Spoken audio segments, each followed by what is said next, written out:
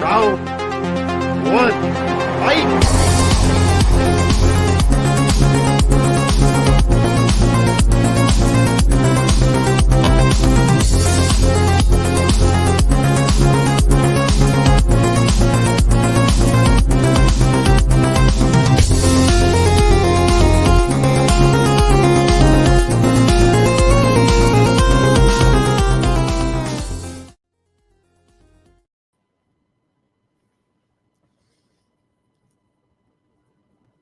What's up, guys? Welcome to Tournament Fights. This is episode number 207. This is Austin Pez Howells after the 128. So my co-host of this show, if you're familiar, and yeah, he did a top 64. He did a 128, which makes it 3 parts, and then if you've done that and some times past, you get to do it after the 128. I did one, and now Austin is doing his tonight, and then we're gonna go around the horn to all of our regulars. Anyone who wants to do one gets to do one. So yeah, it'll be fun to see what other movies Austin loves. And unlike mine, he promises that there'll be pretty much all new movies that have not appeared on his original 128, unlike mine, because mine was evolving and changing and it was what it was. But and also if you stick around to the very end, we got some bonus deep fakes, and there's a lot of them too. So it'll be worth it to stick around to the very end of the show. But we're going to try and make it a quick one since we're starting a little late. So let's bring in the man of the hour. We got Mr. Austin Pez Howell. How's it going? I don't think pretty much. They are all, I cross-reference, they are all fresh movies after the 128. Nice. So I don't change that much. I occasionally move a few in there. But for me, it takes a lot of time, just for me personally, to work something into like a top 100. I have to let it stew for a couple of years even, and see how many times I go back to and rewatch it. So, but yeah, some fresh movies that I really like, and we'll showcase them tonight. I sent them to Malcolm. Malcolm made the bracket. I'm running the bracket. I have not even looked at the bracket, so I don't even know what the matchups are beyond the first one. I have no idea. So they'll be a surprise even to me as I'm scrolling down. Sounds good. Yeah. I'm looking forward to it because I got a little preview because I had to do some prep work what's on there, but I don't know the matches either. So it'll be fun. So there's some movies that I definitely love on your list. So I'm looking forward to it. But we'll bring in the rest of our guests. We have Mr. Jacob Barber. What's up, Jacob? What's up, guys? Yeah, no, I'm excited to see what's on the list, and I'm excited to see how many times. Oh, I haven't seen that movie. I got some pretty mainstream stuff, so I don't think you'll be that baffled. There might be a few oddballs here and there, but I don't think there's too many of those. Once we make a podcast about movies of the movie, it'll make the list. Yeah, I can promise you that. We'll put a montage together in a movie. Who played me in the movie? Yeah, Jake, we can all play ourselves. There's nothing wrong with that. Yeah, sure. But we'll say that after making all these deep fakes, which was a lot of fun, my favorite one, you can see it prominently down in the right-hand corner. I thought that Tony Stark one turned out pretty awesome, so I threw that in there. So yeah, but we'll see some more at the end. But yeah, let's bring in the rest of our crew. We got JPO, Jordan Owens. Mm-hmm. How's it going? It's covered up now, but I was going to say the one I was a little sexually confused by was Pez's Kim Basinger on LA Confidential. Oh, right. Yeah, I know. Yeah, right. Yeah. Kind of looking hot there, Pez. I don't know. I know. Interrogate me. Yeah, right. Yeah, right. I think the ones that look the best, just as far as like literally it looks like you just put my face on it, the From Dusk Till Dawn, The Game, and Iron Man all look pretty natural. So those are probably the best ones. The game turned out pretty cool. I wasn't sure that would legit, work. like that's just like a what picture. Yeah, like the actual poster. Yeah, the game looks really, really good. Maybe it's the that poster, but yeah, looks good stuff. Yeah. But also joining us tonight, we have Maria Hammond. Mm-hmm. Hello, everybody. Hello. How's it going for you, Austin? Not bad. Yeah, this is kind of a prelude to birthday week. So, this is kind of kicking off festivities a little early. So it'll be a lot of fun. Early. Right. Birthdays Another are year down special. the drain. So Yeah, fun. it's a good way to kind of. And he's here. There he is. He's here. He made it. Richie Goodacre. Yeah. I've entered the chat. Sorry, I never know how much time I have with you, Jordan. So I'm just like, Right. Yeah. Sorry. My bad. It's on me. I apologize. But I'm happy we have Maria's here, but my fellow lonely marks are here, so I'm always happy when I get to hang out with my fellow. Sorry, marks. I'm not a lonely mark, but I'll try. No, it's okay. Well, I'm I'll teach you You can pretend. lonely. How much wrestling do you Either watch? am I. Maria? Watch a lot of I'm wrestling? not a lonely I tell you mark. what, when I was 12, I watched a lot of it, but it was Dick the Okay. Bruiser was my guy then, so I don't know who that guy is even There today. you go. Dick the Bruiser. Yeah, we know who Yeah. Dick the Bruiser is. Oh yeah, Nice. We just talked. And then We he just threw- talked Clash of the Champions from 1988. So Oh, really? Wow. Maybe you watched that on TV live. I don't know. I don't know. I probably could have. I don't know. There was no replays, so anyway. Yeah, right. Yeah. Sounds good. Well, Austin, you want to break it down for anyone that's tuning in for the first time? Let them know how it's going to work. Yeah, so it's just like any other tournament we do here. Everything's randomized. Like I said, Malcolm was kind enough to actually make this bracket, so it was out of my hands.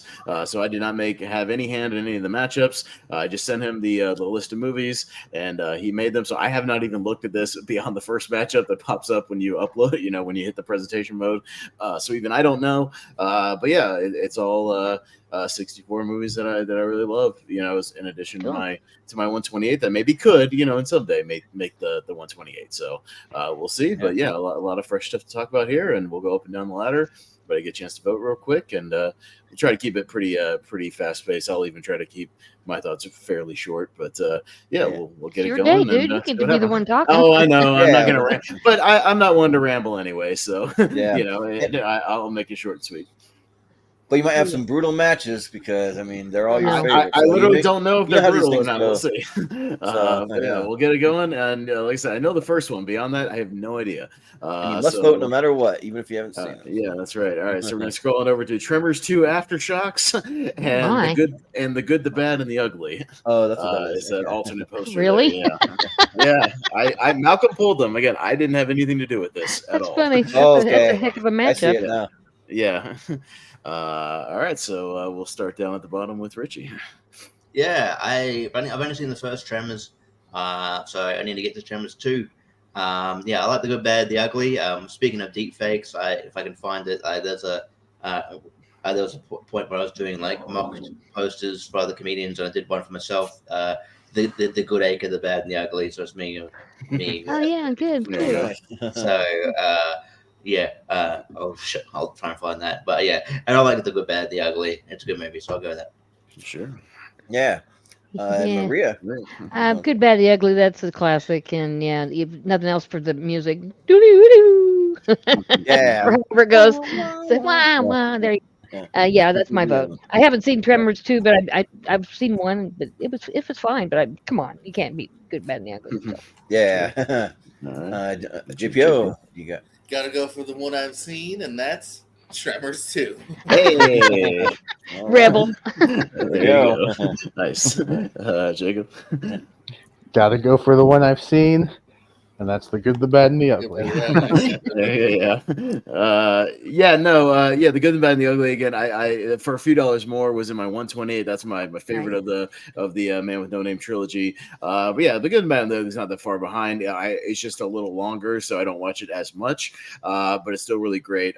My boy Lee Van Cleef's still killing it in that movie, and it's still Sergio Leone, who's one of my favorite directors. And yeah, as for Tremors 2, I just think it's a really solid sequel. And yeah, while I don't put it as high as the original one, as you guys all know, the original one's like a top five movie, of all time for me. I still think it's a really, really entertaining sequel.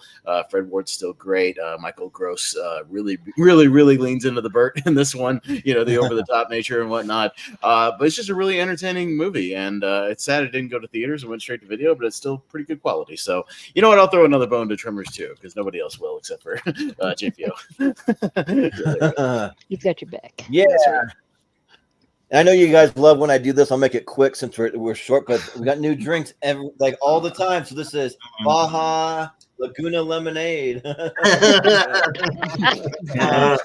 a good Love one. it. There you go. Yeah, but yeah, it's a mango lemonade and Mountain Dew. So I saw it. I'm curious. Mango lemonade, and that I'll sounds give you good. the review on the next one. But there's new ones out if you can get your hands on them. We always get them like right when they come out in our area for some reason. But as far as this match, I'll go with the Good, the Bad, and the Ugly because I haven't seen Tremors 2 yet. It's just a blind spot. But I've seen the Good, the Bad, and the Ugly on Austin's recommendation, and yeah, it's pretty good. Like it's a great Clint Eastwood one, and it's one of the more like grittier ones for a spaghetti western, and yeah, it's great. So yeah, Good, the Bad, and the Ugly. All right, the Good, the Bad, and the Ugly. We'll move on this one. We're going down again. I have no idea what's coming, so we'll see. I know the movies in general, but all right. So like it's a little cut off, but that's The Big Short, I believe, based on the cast list, and 2001: A Space Odyssey. I thought that was big. Just the top. Yeah, no, it's The Big, and it got cut off, but then it says Christian Bale, Steve Carell, Ryan Gosling. So I can see that on there. So The Big Short and 2001. We'll go to Maria. I saw that the very first week it opened in theaters back in the day. I was totally freaking lost because in 1968 I was like, 14, and I was trying to figure out the monolith thing. I mean, I get it now. I get it more than I ever did, but I mean, at the time, there wasn't nobody to ask either. Everybody was seeing it brand new. It's like, what do you think it means? I don't know. What do you think it means? But The Big Short, I've seen that too. I'd have to pick 2001 just because of the pay respects. Stanley Kubrick, nutball that he was, taking so long to do all these movies. But anyway. Yeah. And by the way, that Iron Man is in my face. And it's excellent. Yeah, right. It's like It's really taking me aback here. Yeah, you know? Yeah, it's good.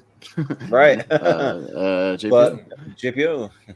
And I also saw it back in the day, opening weekend, and I too was confused. But then luckily, Margot Robbie in the tub explained it to me, and I understood what it meant. So I gotta go Big Short. Yeah. Nice. That's a good one. I Yep, forgot yep. about that. She's Gotta such a love that, beautiful yeah. woman. Yeah. Yeah. Jacob. And I saw neither of these opening weekend. In fact, I'm pretty sure I didn't see any of these. Their opening year either. I was alive late for to both of them. 2001. I was alive in 2001. Well, I mean, 2001 Space Odyssey. And that was released. It's the future. How young I am. 68 or something like that. Yeah. But no, I think The Big Short is really good. I think 2001 is really good. For me, it's just which one would I put on to rewatch first? Actually, it would be 2001. I love that movie. So I'll go 2001. Yeah. Yeah. Yeah, Good. no, Awesome. I saw Big Short opening weekend. I really loved it. My dad's a finance guy, so I was kind of still, pretty clued in on the the housing market, all that kind of stuff. I understood for the most part. But yeah, that movie's really grown on me. I've watched it a lot, and I just think it flows really well. Love the performances. Even if you don't know exactly what's going on, I think it's still really, really entertaining. You can enjoy kind of the freak outs and the back and forth and whatnot. And yeah, 2001 is just Kubrick is quickly becoming one of my favorite directors of all time, and I love almost all of his movies. And 2001 will definitely at some point be in my 128. It's just a matter of how many more times I need to watch it to get there. It's pretty close, but I saw it in the theater, not opening weekend, but I've seen it in the theater. That was the first time I watched it on a big screen, so that certainly helps, and I dig it. So I'll go with Kubrick. I'll go 2001. Yeah. Kubrick's one that I've seen like a little over half of his filmography. I still haven't seen everything. But I have seen 2001: A Space Odyssey. That movie's awesome. Yeah, and the HAL 9000 is just like really creepy. And The Big Short was really, really awesome. Like I really dug the style. Adam McKay, right? I think that's yeah. But Yeah. and like I just think that's a really cool way of like explaining that period of time. I thought probably there were a lot of standouts from that. I mean, pretty much the whole cast was just on point from Christian Bale and Steve Carell to Ryan Gosling and Brad Pitt and all those guys. They were all like really, really good. So yeah, I'll go with The Big Short, and I'll also say 7 out of 10 on that Laguna Punch. It's good, but not the best I've ever had. So all right, Richie. Yeah, I like 2001: A Space Odyssey. It's it's always good to revisit one of Chris Scott's favorite films, and Yeah, right. He loves it. and so that was fun. But I probably something more like palatable is for me just as like a casual watch is Big Short. I watched this twice actually because I saw most of it in the theater, but I was running late, and then they gave me the wrong ticket. They gave me a ticket to the Fifth Wave, that Chloe Grace Moretz movie. I'm like, no. Ouch. I was like, it's a bit different. Dang. But I do like the way it explained. Yeah, I like even though it's quite a serious situation, I like the sort of the brevity of the humor to it and how the way it explains it. Yeah, the Margot Robbie in the bath and the cameos here and there. And I think that every cast member it delivers here. And I like Adam McKay's more darker comedy stuff. He doesn't delve straight into like just full on drama. There's drama comedy, but I do like his more serious stuff, I guess. So I'll go Big Short, but I don't mind if 2001 moves on. Yeah, well, it's up to you because we got a tie. So it starts with you, Richie. Well, I'll go Big Short. There you go. All right, there you go, Big Short. Okay. So he does mind if 2001 goes on. Yeah, that's right. He sure does. I have to think. You don't. Either way, you're going to annoy me. You're going to. Wow. Wow, jeez. Calm down, dude. Obviously, you mind if you would have voted for it. That's all I'm saying. Okay. We got the I'm Karate just Kid. trying to have a good time. Got OG Karate Kid and Friday. Damn. Damn. We'll start with JPO. I remember thinking when Daniel gives the crane kick to Johnny, you got knocked the fuck out. That's right. So I'm gonna go with Friday because Friday is what I was thinking. Okay. Must have been smoking some weed, a cig of weed. That's possible. Yeah, but Jacob. So this is an easy one because I haven't seen Friday yet. I still need to get to it. I've seen the Karate Kid. And I like the Karate Kid, so I'll go with the Karate Kid. Mm-hmm. Yeah, Austin. Yeah, no, Karate Kid, again, has gone up in my estimation since Cobra Kai. I've actually gone back to it a couple of times and really, really appreciated it since I first saw it. The relationship with Daniel Miyagi is incredible. If we ever do, best mentors or coaches in movies or something, I think Miyagi could go pretty far if we ever do a tournament like that. Really great stuff, obviously. Friday's really growing on as well because I appreciate a great One Crazy Day movie, and it certainly fits that criteria. And I just love all the wacky characters that come in and out of that movie, and just the great chemistry between Ice Cube and Chris Tucker. So I think just by a hair, I'll go Friday on this one. Yeah, and we got to go big today because I got a second one. Mountain Dew Baja Point Break Punch. It's supposed to be a tropical punch flavor is what it is. I don't have a second cup, so I'm just going to drink it from the can over the next round. And I'll he had another let you one. know. We don't like Snack Hero, so you know what? What I'm hearing, I'll double down on it. Yeah, okay, cool. Yeah, right. But usually when they release those Baja like flavors, they come in twos. There's always like two flavors. So, but for this match here, like I really dig that Karate Kid poster. I want to put that on my wall, but it's a good find, Malcolm. And I'll probably go for the Karate Kid. I just think that like it's just like so good. It's inspirational. Like all the characters are just like so like likable. Even if they're like playing a bad guy, like the characters you love to hate, and they're just like just a lot of fun. And Friday's great, and it's very quotable, like "What's up, Big Perm?" I mean, Big Worm, and there's a lot of like fun quotes and things like that. But I'd probably go for Karate Kid here. So yeah. All right, Richie. Yeah, I love both of these movies. I guess if I'm like sort of to watch, and do a casual rewatch, I'm probably more likely to watch a great comedy, and I like it as opposed to anything else. So I'll probably go slightly towards Friday here. But yeah, Karate Kid's great. But yeah, I'll go Friday. Sure. Yeah. Maria. I think I like Karate Kid. I mean, of course, Crane Kick. Who doesn't love that?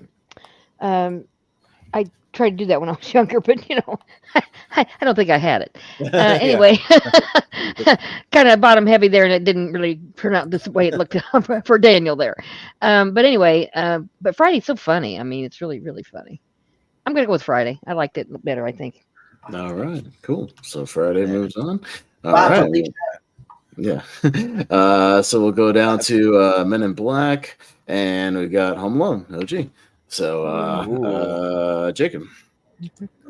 Ooh, this is an interesting one because I like both of these movies. I'm not over the moon about either of them. I've probably rewatched Home Alone more though, so I will go with Home Alone. Mm-hmm. Yeah. Austin, what do you say? Yeah, this is the case of two movies I had on VHS, growing up. So they got a lot of playtime. Yeah, I mean, Men in Black comes up here a lot, but for good reason. It still works as kind of a buddy, almost like a sci-fi buddy cop movie. It still works. And Home Alone, yeah, it's still great. I still watch it every Christmas. I know Jordan does too. But I've probably seen it as much as you have. Yeah, we'll have to, if they'll ever let us do that Home Alone match, we'll definitely team up for that and kill it. But over on Moose's channel, I don't know if it'll ever happen, but we'll see. But yeah, I think I'll go to Home Alone on this one. Yeah. Yeah, I think that these are both really, really good. I think the first Men in Black is like as an all-timer. Like it's really, really fun and great chemistry between the two leads with Will Smith and Tommy Lee Jones. But yeah, Home Alone's the movie I've seen more than any other movie ever made, and that's a cool poster I've never seen before for Home Alone. And but yeah, I'm a big Macaulay Culkin fan, and just like just the way that that's done. It's Chris Columbus, but with like a John Hughes flair to it, and it's a lot of fun. So I'll go Home Alone. All right. Richie. Home Alone versus Mousetrap, starring Lee Evans and Nathan Lane. That's actually a decent movie. But yeah, and that's cool Men in Black poster too. It's kind of like very matchstick mini. Yeah, it's almost like a Coen Brothers Men in Black film.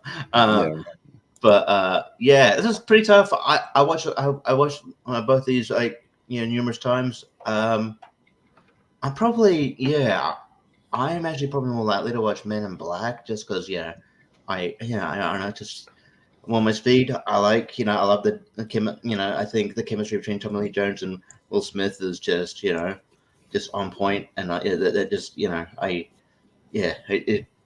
I just so endlessly entertaining. So yeah, and it's not really the only Men in Black movie I actually dislike is the International, and I think it's just because that dynamic's not there. So yeah, I'm gonna go Men in Black. Yeah, JPO, if you're there. Maria. If you're there. Yeah. Hi. Maria. I'm hanging out with Iron Man, but it's cool. Oh yeah, sorry. Anyway, I like Home Alone. I like them both. They're both good. I mean, when I saw Men in Black, I thought it was excellent when it first came. Very first time, you're like, whoa, how cool is this? But Home Alone, I mean, that's an every year deal for me. So, yeah, I'm gonna vote for Home Alone. Yeah. JP, if you're there. He's here. He's not there. All right. Jacob's on. He's right there. He's right there. Literally, he's right there. Yeah. He's right there. Hi, JPO. You're right there. I've heard. I hope I'm here. Is this 6 cents I've been in the whole time? I don't know what's going on. Yeah. No, so yeah, I think if Fed said that's what's thinking in my mind. I was like, oh, this is like my VHS collection back in the day. These are two big heavy repeats of mine here. But the one that I think holds up better and captures my imagination even more is actually Men in Black. Okay. It's 4-2 for Home Alone. We'll move on this one. And we'll go down to Major Pain and A History of Violence. I love yeah. I'll just say that Major Pain deep fake did not turn out the way I thought. I didn't want to turn you black, so I didn't include that. Well, no, it was funny. So here's some behind the scenes. Jordan was sending me a couple of early ones, and oddly enough, the ones that looked the most natural was when, because he would do all the people on the poster. It was me on the black people's faces. So he sent me like a John Wick Chapter 3 one, and I looked the best on Lawrence Fishburne. And then he sends like another one, and I looked best on I forget who it was, but it was. There's a Sandlot one and the Kenny DeNunez one. DeNunez, the black pitcher. I looked the best on his. I don't know why that was. So, I mean, and also I guess a bit behind the scenes. I don't know if you're going to mention it, but I understand why he didn't include this other one. American History X. American History X. I don't want that on screen for No one will never be shown to the light of day. Just for obvious reasons. But that deep fake actually looks Yeah, I know. It looks too Right, good. I don't want that on the Yeah. internet. It Yeah. gets a run for Forever and Senate or ever. something. Yeah, that's. Yeah. I know, Yeah, I know. way too good. So yeah, that stays off the internet. Yeah. No, as far as this goes, yeah, Major Payne. That's another one of the VHS collection that I just got a lot of playtime. As a kid, I really loved Damon Wayans in that movie. Like, yeah, I think he just carries it, and he's a lot of fun. And yeah, History of Violence is another one. You guys know I've championed a lot every time it has come up on Tournament Fights. Great David Cronenberg movie. Really, really complex, nice thriller. So this is a close one. I might continue to champion History of Violence. I'll go with that for now. Yeah. So, A History of Violence, I saw it. It's good, but it's not something that really just wowed me. Like, it was just good. Like, I appreciate it. It's good, But Major Payne, though, I grew up with that movie. I think Major Payne is hilarious. I quote that movie all the time. 1 Tubby Tubby, 2 Tubby Tubby, or when he's telling the little kid the bedtime stories. He has the big knife, and then I cut him, or I've been known to cut a rug in my day and on the dance floor. So I think Major Payne rules. It may be for me, my favorite Damon Wayans movie. I won't say it's his best, but it's my favorite. And It might be. It was better than this. Yeah, right. And I then don't shout know. out. I'm a big fan of Blank Man, but that's Blank just me. Man. Yeah. But like shout out to Blank some people who were child stars. Chris Owens, the Shermanator, you see there on the poster. Got Orlando Brown from That's So Raven. You got Hillary from from First Prince of Bel-Air, and Karen Parsons. So yeah, it's great. I'll go Major Payne. Okay. Richie? Richie. I just want to know. You heard it here first on Tournament Fight. Pez champions violence. No, I just want to. I sure do. Absolutely, every time. Just the History of it. Yeah. Yeah, a history of it. We found it on history, and he approves. But yeah, Listen, there's only 3 bodies in the backyard. Okay, that's my limit. okay. At any given time. Did you get rid of the other ones? Yes.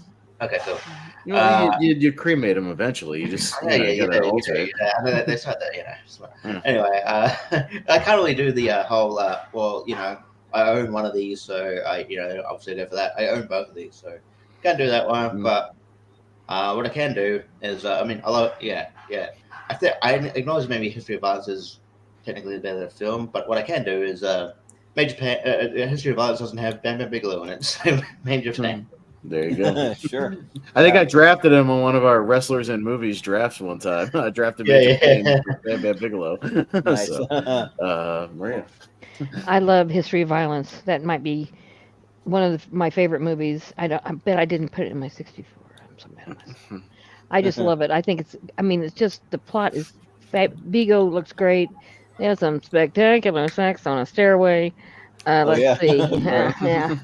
That's angry sex, but they have nice casual it's sex. very nice, yeah. With Maria Bello in a by the way, Maria Bello in a cheerleader outfit. Cheerleader outfit, yeah. I think that's everybody's fantasy, right? Well, not mine, but I mean, everybody else. I thought Bigo was outstanding. William Hurt, I don't like him, so I was glad he was the bad guy and so forth. Anyway, and Ed Harris, God, menacing, crazy. Yeah, good, excellent movie. Major Payne's funny. It's cute. I like Damon Wayans, but History of Violence gets my vote. Yeah. And I'll just say that if you have a girlfriend or a wife, get them a cheerleading outfit. I've done that, and it's worth it. So yeah. I can't even. But anyways, imagine that. Maria Bello in a cheerleading outfit. Oh, hot. Want to touch It the didn't play. hiney? It didn't play. So, oh well. What are you gonna do? Oh, hot. Want to touch the hiney? It was played. Yeah. Oh, Yeah. okay. Didn't play for me for whatever reason. I don't know. Yeah. But anyways. JP. Yeah, this is a fun round. I'm kind of similar to Maria though. Yeah, I like Major Payne. I think it's an easy watch. I really like A History of Violence here. I think it's a little bit more memorable. And William Hurt makes the most of which only ends up being like a couple minutes of screen time. And that's one I would probably actually go back to a little bit more for its genre. Yeah. Yeah. Jacob. Yeah, interesting matchup. I think I've seen both of these movies just once, and so it's which one do I think I'd rewatch first? And Probably Major Pain, so I'll go with Major Pain. Okay, so we got another tie. Maria, you did the tie already, right? Or No, I haven't done one. Oh, no. Okay, never mind. Yeah, that was just Richie. So Maria, you got the tie on this one. What you History of Violence, please. got? History of Violence. All All right, there right. you go. Also, Since if you you want asked so nicely. Sorry. if you want to see an updated, menacing Ed Harris, he's in Love Lies Bleeding with weird hair. Yeah, It's crazy, really stringy, you weird, half bald hair. Yeah, That's correct. Yeah. All right, so we got Constantine, is what that is, and the Batman. So a comic book matchup. Ooh. All right, Yeah. DC match. So we'll go to Jordan. Ooh, this one's tough because I love both of these. Oh man, this is probably the toughest matchup so far. You know what? I'm on a bit of a high with the Batman because the trailer for the Penguin I just dropped. I wasn't like over the moon about the trailer, but I think the series overall is going to be awesome. So I'll vote for the Batman. But I mean, who knows when the next Constantine's going to come, and maybe that trailer will be awesome. But for now, I'll go the Batman. Richie. Yeah, this is pretty tough. I do love both of these. Yeah, I'm glad Constantine's sort of like getting more love, as sort of like a cult classic here. And yeah, I love Peter Stormare. I think he's a great character. But yeah, I'm also probably going to go to the Batman just because I've gone back to it more, and I think it kind of blew me away. So I'm looking forward to the sequel. But yeah, I hope a sequel to Constantine gets picks up off the ground, which is looking promising. So yeah, but I'll go back to Batman. That's good. Maria. What Richie said. Okay. All of it the same. Sweet. Sure. Sounds good. JPO. Ditto. Yeah. I like Constantine, but I really love the world the Batman gave us. So that's a world I'm very excited to go back to more. Is the Batman. Yeah. Yep. Jacob, what do you say? And I haven't seen Constantine, but I will vote for the Batman for the same reasons that JPO just listed. I too like the world that they created, and I'm looking forward to more. Yeah. Austin. Yeah, no, I'm a big fan of obviously both of these worlds that get created here. I would love to see a sequel to Constantine. I think there's a lot more to explore there. I know Keanu said he's interested and wants to get it done, so it looks like it's starting to get done, which would be great. And I don't mind a little time jump there if they do that. That's totally fine. Yeah, the Batman again just knocked my socks off. I saw it 3 times in the theater. Saw it several more once it came out in 4K.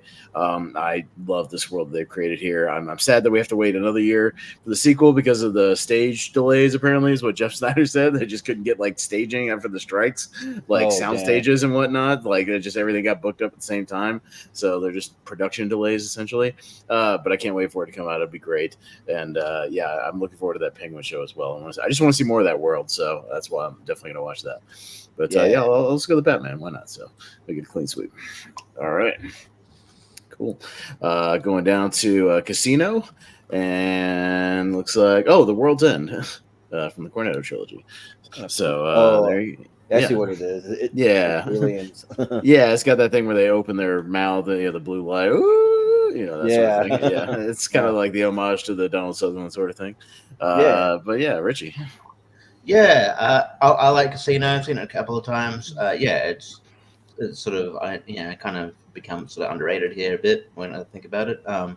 But yeah, and I do like it. But yeah, The World's End keeps going up upon rewatch. It's probably my second favorite of the Cornetto trilogy. I generally love it. I like how like Simon Pegg is playing against type. He's like not it's like Nick Frost is a straight man, and he's like the kind of the overall goof and the kind of the kind of screw up of the friend group basically.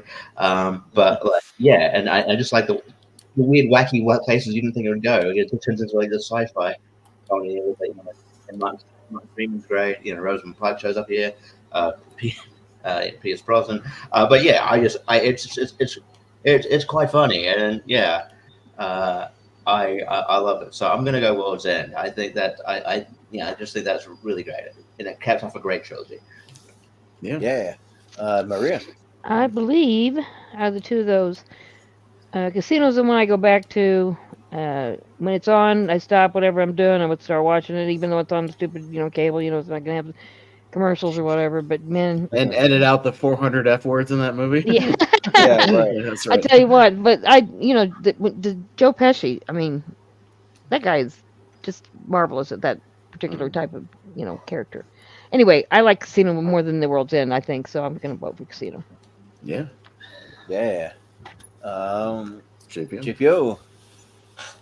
I like Casino. I'm actually pretty new to it. I actually just finished it for the first time recently. It took me a couple tries. It's a long movie. It's worth it. It's very good. But World's End is actually my least favorite of the Cornetto, and I still really love it. Shows you how strong that I think that trilogy is. So I'm gonna go World's End. All right. Yep. All right. Jacob. Another matchup of two movies that I haven't seen. Yeah, this is the one in the trilogy that I haven't gotten to yet. I have it. I just need to watch it. Love it, Jacob. It's all good. Maybe we'll get to it on podcast about movies at some point. Maybe. I'm gonna go with The World's End. The World's End. All right. Yeah. Austin. Yeah, no, I mean, The World's End, again, I've come to really, really like it because it's got kind of a Body Snatchers vibe once it gets going, which, you guys know how much I love Body Snatchers. We might see some Body Snatchers later on in this tournament of a different variety. And yeah, it just gets better every time I watch it. I think it's just the cast chemistry is fantastic. But I also really love Casino, and I've always kind of championed that while it's not quite as crisp as like Goodfellas, I still think all the performances are terrific. I love the world that they set up, just being in this world of like 60s Vegas. I think it's just really fun, just kind of hanging around there. Yeah, Joe Pesci as Nicky is brutal in this movie, even more brutal than Goodfellas. And yeah, there's some great stuff here. So I'm actually champion Casino here. Yeah. As far as the Cornetto trilogy goes, like I've revisited them kind of recently, and yeah, probably The World's End is my third favorite, but they're all great though. I mean, but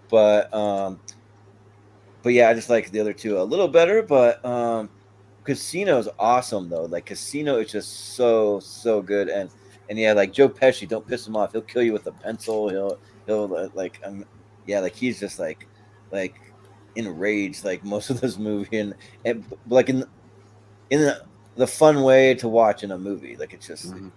He's great, and yeah, and the Taj Mahal, all of that. Like, I don't know if they're like, I know that that's not a real casino in Vegas, but it is one in Atlantic City. So I don't know if they're referring to that one or what. But I'll go with Casino. Yeah, Casino's awesome. So yeah. Okay, so we have another tie. Oh yeah. And quickly, 4 out of 10 on the Point Break punch. It's okay. Kind of tastes like a crayon with like a little fruit. It's not that good. It tastes really waxy. It's weird. You eat a lot of crayons when you were a child, Jordan? I just gonna say. Well, apparently, yeah. It just tastes waxy, like a candle. We have a tie to JPO if he's still there. So I'm sorry, I heard Snack Hero and zoned out. So yeah, okay. World's End. Okay, sounds good. Don't zone out, JPO. Zone in when you hear Snack Hero. Come on, Snack Hero. Yeah. So we got LA Confidential and Return of the Jedi is up next. Almighty Mount. Yeah, right? Yeah. Yeah, right? Hey, again, I had nothing to do with this. I didn't know what's up against each other, so yeah. All right, Maria. Oh my God, I love LA Confidential. You put up against Return of the Jedi, though. Come on. Yeah. My God. I just think Russell Crowe plays such a brute so well. You would never know the guy has an accent. I mean, he does what he's told, but he knows it's not right. And poor Kim Basinger, she does what she does. Oh man. Yeah, I gotta go with LA Confidential. I'm sorry, gang. You'll be fine. Nope. Just follow those little bears around. It'll be fine. No need to be sorry. Yeah, it's great. Yeah, so yeah, but JPO, yeah. I'm saving this American History X photo of you, Pez. Don't you dare. Blackmail. Yeah, I know. How much money do you want? I'm taking off the ignoring thing, and I'm just gonna go like, I don't know. Pez sent this to me randomly one day. I'm gonna reverse blackmail you and say you don't get to come to the Vegas WrestleMania suite unless you delete it on your phone. Oh shit! Oh my goodness. Hey, I can always make more Touche. deep fakes. That's right. Come on. Touche. That's right. And then you'll reverse blackmail that and go, I'm gonna release it on the internet unless you let me stay at the hotel. Oh god. Yeah. Touche Back and to forth, me. back and forth. That's right. Back and forth. Lots of threats between friends. Yes. But yeah, no, this is another great round. It's really just up to whatever is more up your alley here. Because LA Confidential is pretty damn great. But I actually been going back and forth as to what I'd like more in Star Wars Empire or this, because I have a lot of fun with Return of the Jedi as well. So my heart's saying we'll go Star Wars this round. All right. Yeah. Jacob. Yes. Yeah. LA Confidential is a big blind spot of mine. I need to get to it. I know it's like free on YouTube, so I'll get to it soon. Oh, it is? Wow. Yeah. On YouTube? Oh, that's right. YouTube. It's one of those like free with ads, I think. Free with ads. Yeah, I Yeah. forgot. Okay, Yeah, the way okay. you said Yeah. that. They do have movies like that. They're legal. They're free with ads. Sponsored by Free with ads. ads. Oh yeah. I've never watched And there one on really is YouTube. some good like stuff. There really is some good stuff. Yeah. Yeah, they do. I'll have to check it out. Mhm. But yeah, no, I go back to Star Wars quite a bit, and while Empire is my favorite, I think Return of the Jedi is a close second. So I'll go with Return of the Jedi. Yeah. Yeah. Austin. This is definitely one of like, one of my favorites as an adult versus like favorites as a kid, because Return of the Jedi, again, I had the whole trilogy, on VHS, watched them over and over again. I think the last 30 minutes of Jedi is pretty amazing, the way they balance the three different kind of storylines going on. It's really great. Love Palpatine in that movie. It's really, really awesome. And then, LA Confidential is one I came to just like 2 years ago, but knocked my socks off. I watched it a couple times since then. That one could easily make the actual 128 at some point. For right now, I've got to hear it's great stuff like that really blew me away. But yeah, if I go with my heart and what I've lived with a long time, I got to go with Jedi. Yeah. I think for me, like, I grew up with Return of the Jedi. I watched that as a kid. I watched it all the time.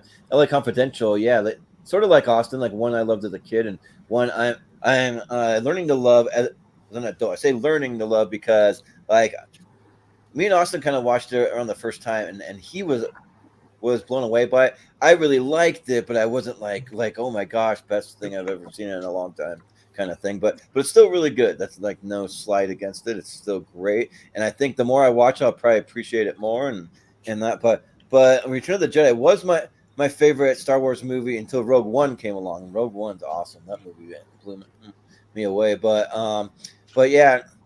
Return of the Jedi, I just like one of the things that I would champion about Return of the Jedi is that it does really good, like three things happening at the same time in different settings when you're switching back. So you got the moon of Endor, then you have a cool space battle with like Lando and the Millennium Falcon, and then you have Luke going to confront Darth Vader and the Emperor and all that, and it just for me it switches back and forth almost kind of seamlessly, like you're just like stay engaged the whole time, and in all of them when they switch, it doesn't take me out of it. So yeah, I think it's great. So I'll go Return of the Jedi.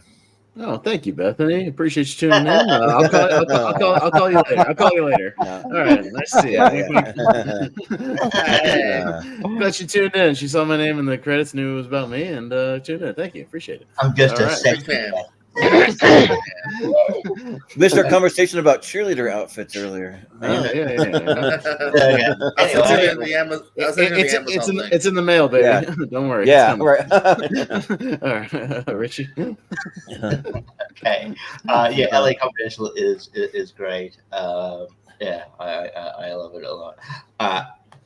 Featuring fine performances by Australians and one technically New Zealander that is Australian. He wants to be Australian. Shut up now. I'll probably, while it's my least favorite of the original trilogy, I still think Return of the Jedi. Return of the Jedi. It rules, and it's part of my childhood. I know. Isn't I that sent you a card. sweet? Yeah. Look, I know Bethany. We'll do something. Return of the Jedi. Jesus God. Yeah, that's what every girl wants to hear on their anniversary. I know. We'll do something. Okay. Yeah, I swear we're doing. I have reservations tonight. I swear, I didn't forget. You're gonna have like a mini That's right. football game, yeah. That's right. Yeah. Yeah, you're gonna be the cheerleader though, okay? Yeah. Return of the Jedi. I'll go down to Cool Runnings, and Go that's watch actually History of Violence. Malcolm sent me this earlier just to make sure I knew it. It's Kill Bill Volume 2 with her crawling out of the grave. Oh, With the Evil Dead. There's Yeah, with Evil Dead. Well, yeah, it's because remember she crawls out of the grave in the second one, so it's kind of That's kind of cool. Kind of pretty cool. Yeah, I like that poster. Nice. So Cool Runnings and Kill Bill Volume 2. JPO. Damn, this is the great round because again, kind of like last round, they're both so different. But I love both of these. This one hurts a little bit more. Much as I love Cool Runnings, I've grown to kind of just really appreciate kind of everything about Kill Bill. I love the way it's shot. I love the character. So I'm going to say Kill Bill here. They're going to hold up for me longer. Yeah. Jacob. Yeah, another matchup where I've at least seen one of the movies. I haven't gotten to Kill Bill yet. I need to, another blind spot, but I love Cool Runnings. I've seen it several times, and I think it's highly entertaining, highly rewatchable. So I'll go with Cool Runnings. Yeah. Austin, you said. Technically 20th anniversary, Jacob, for Kill Bill Volume 2. We could do it on our anniversary show for 2004. And then you could watch both of them as like a double feature. Talk about both of them. Yeah, no, I mean, yeah, why not? Well, it's the whole Sure, why not? Why not? Fair. It just struck me kind of funny for a second. Well, yeah, that's what I usually do. I watch Kill Bill Volume 1, and then I immediately watch Kill Bill Volume 2. They go together. But I thought you meant Cool Runnings and Kill Bill. I'm like, how are you going to... Well, that would be a good double feature also. But, Well, it would be different, yeah. Yeah. Okay. But this is similar to last one where it's like, yeah, kind of the kid me versus kind of the adult me. I had again Cool Runnings on VHS, watched it a lot, and then my adult brain, I love Kill Bill. The more and more I see it, and just it's so brilliant, so great. This time I'll switch it and I'll go with the adult brain on this one. I'll go Kill Bill Volume 2. Yeah, so this was Kill Bill Volume 1. I maybe go for it because I kind of like that one better. But, I mean, I like both of them, and I wish that we just had one cut of the movie. But yeah, like a Cool Running, just a movie that I grew up with watching all the time, and especially like Dougie Doug was always my favorite. Like, so many just like hilarious moments, like when he walks up to all the other like guys at the Olympic Park. He's like, I'm feeling very Olympic today, and they're kind of looking at him like fuck off or whatever. They're like giving him like a dirty look or whatever. Or when he's like all you have to do is look me in the eye and say, Senka, you're my best friend. We've been through a whole heap together, and I really, really need you. Okay, like there's just like so many fun lines and stuff. But so yeah, I got to go with Cool Runnings. It might be one of the best sports movies of all times for me. So yeah. Richie. Yeah, I mean, if we're judging like in part, like, I probably prefer the first part of Kill Bill, but I usually sort of look at it as one kind of, there's both volumes as one kind of entity. Yeah, and I love Kill Bill. I think it's amazing, and yeah, Cool Runnings is fun. It's a classic, but I'm gonna go Kill Bill Volume 2 here, and maybe also because that poster rules. Yeah. Maria. I'm going to throw some love at Cool Runnings. I don't know how many people voted for it, but it's underrated in my opinion. It's pretty funny. So I'm going to go for that one, if you don't mind. So we have another tie. So racking up the ties tonight. So we'll go to Mr. Barber for the tie. Cool Runnings. Cool Runnings. Yeah. All right. Sounds good. Peace be the journey. All right. Going to Dark Knight Rises and Forrest Gump. So, yeah. So we'll go to Jacob. Nice. Of course, you start with me on the one where I've seen both of them, and I have to actually make a decision. I'm sorry. Because I really like both of these movies. I think they're both great. It's like a first world problem. That's an amazing poster, isn't it? Yeah. I really like the posters. Maybe that's what I'll do. I'll go based off which poster I like better. And I think that Forrest Gump poster's pretty cool. Mhm. So I'll go with Forrest Gump. Mhm. Yeah. Awesome. Maybe it's an unintentional theme with these matchups, but it's the one I watched a lot as a kid versus, the one I came to as an adult. Because, Forrest Gump, another one I had on VHS, so got a lot of playtime. I know that movie front to back. Still really great. I know it kind of gets, I don't know, it's been like a weird backlash to it over the years. I don't know what that is. Yeah, I still think it's a good yeah. movie. I think it's a good movie, good stuff in there. Dark Knight Rises, I adore Bane and like the kind of world they set up with him. And I still think it's really, really watchable. Not quite as good as Dark Knight, but still, I think really, really solid.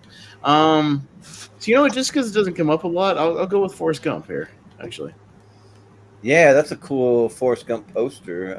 Yeah. I mean, but my quick little story. I'll give you the quick version. Is that I saw Forrest Gump when I was 12, and I remember that I'm the oldest of 5 siblings, and been the oldest of most of my cousins, and all the adults were having a movie night, and they let me watch it, and they wouldn't let any of the other kids watch, and they're all pissed at me. What is he gonna watch it? I'm like, what's going on, or whatever. So I came back, and they're all mad at me. They thought I should have turned them down and gone with all and played with all my cousins or something. But Forrest Gump is great. There's a lot of really great moments in it, and The Dark Knight. I mean, it's great too, but it's the third favorite of the Nolan trilogy, so I'll go Forrest Gump. All right, Richie. Yeah, I mean, I guess similar to the Cornetto trilogy, I would say Dark Knight Rises, I guess, I had to rate them be third favorite, but that's no slight on the franchise, the film, the franchise as a whole is just that strong. I did think it got maybe unfairly shit on when it did come out. And I was like, no, it is pretty damn good, guys. And unfortunately, it's always going to be tied to that. That incident at the theater.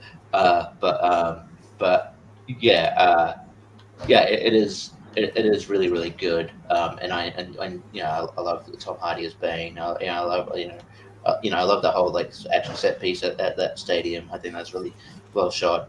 And it's a great cap off to a trilogy.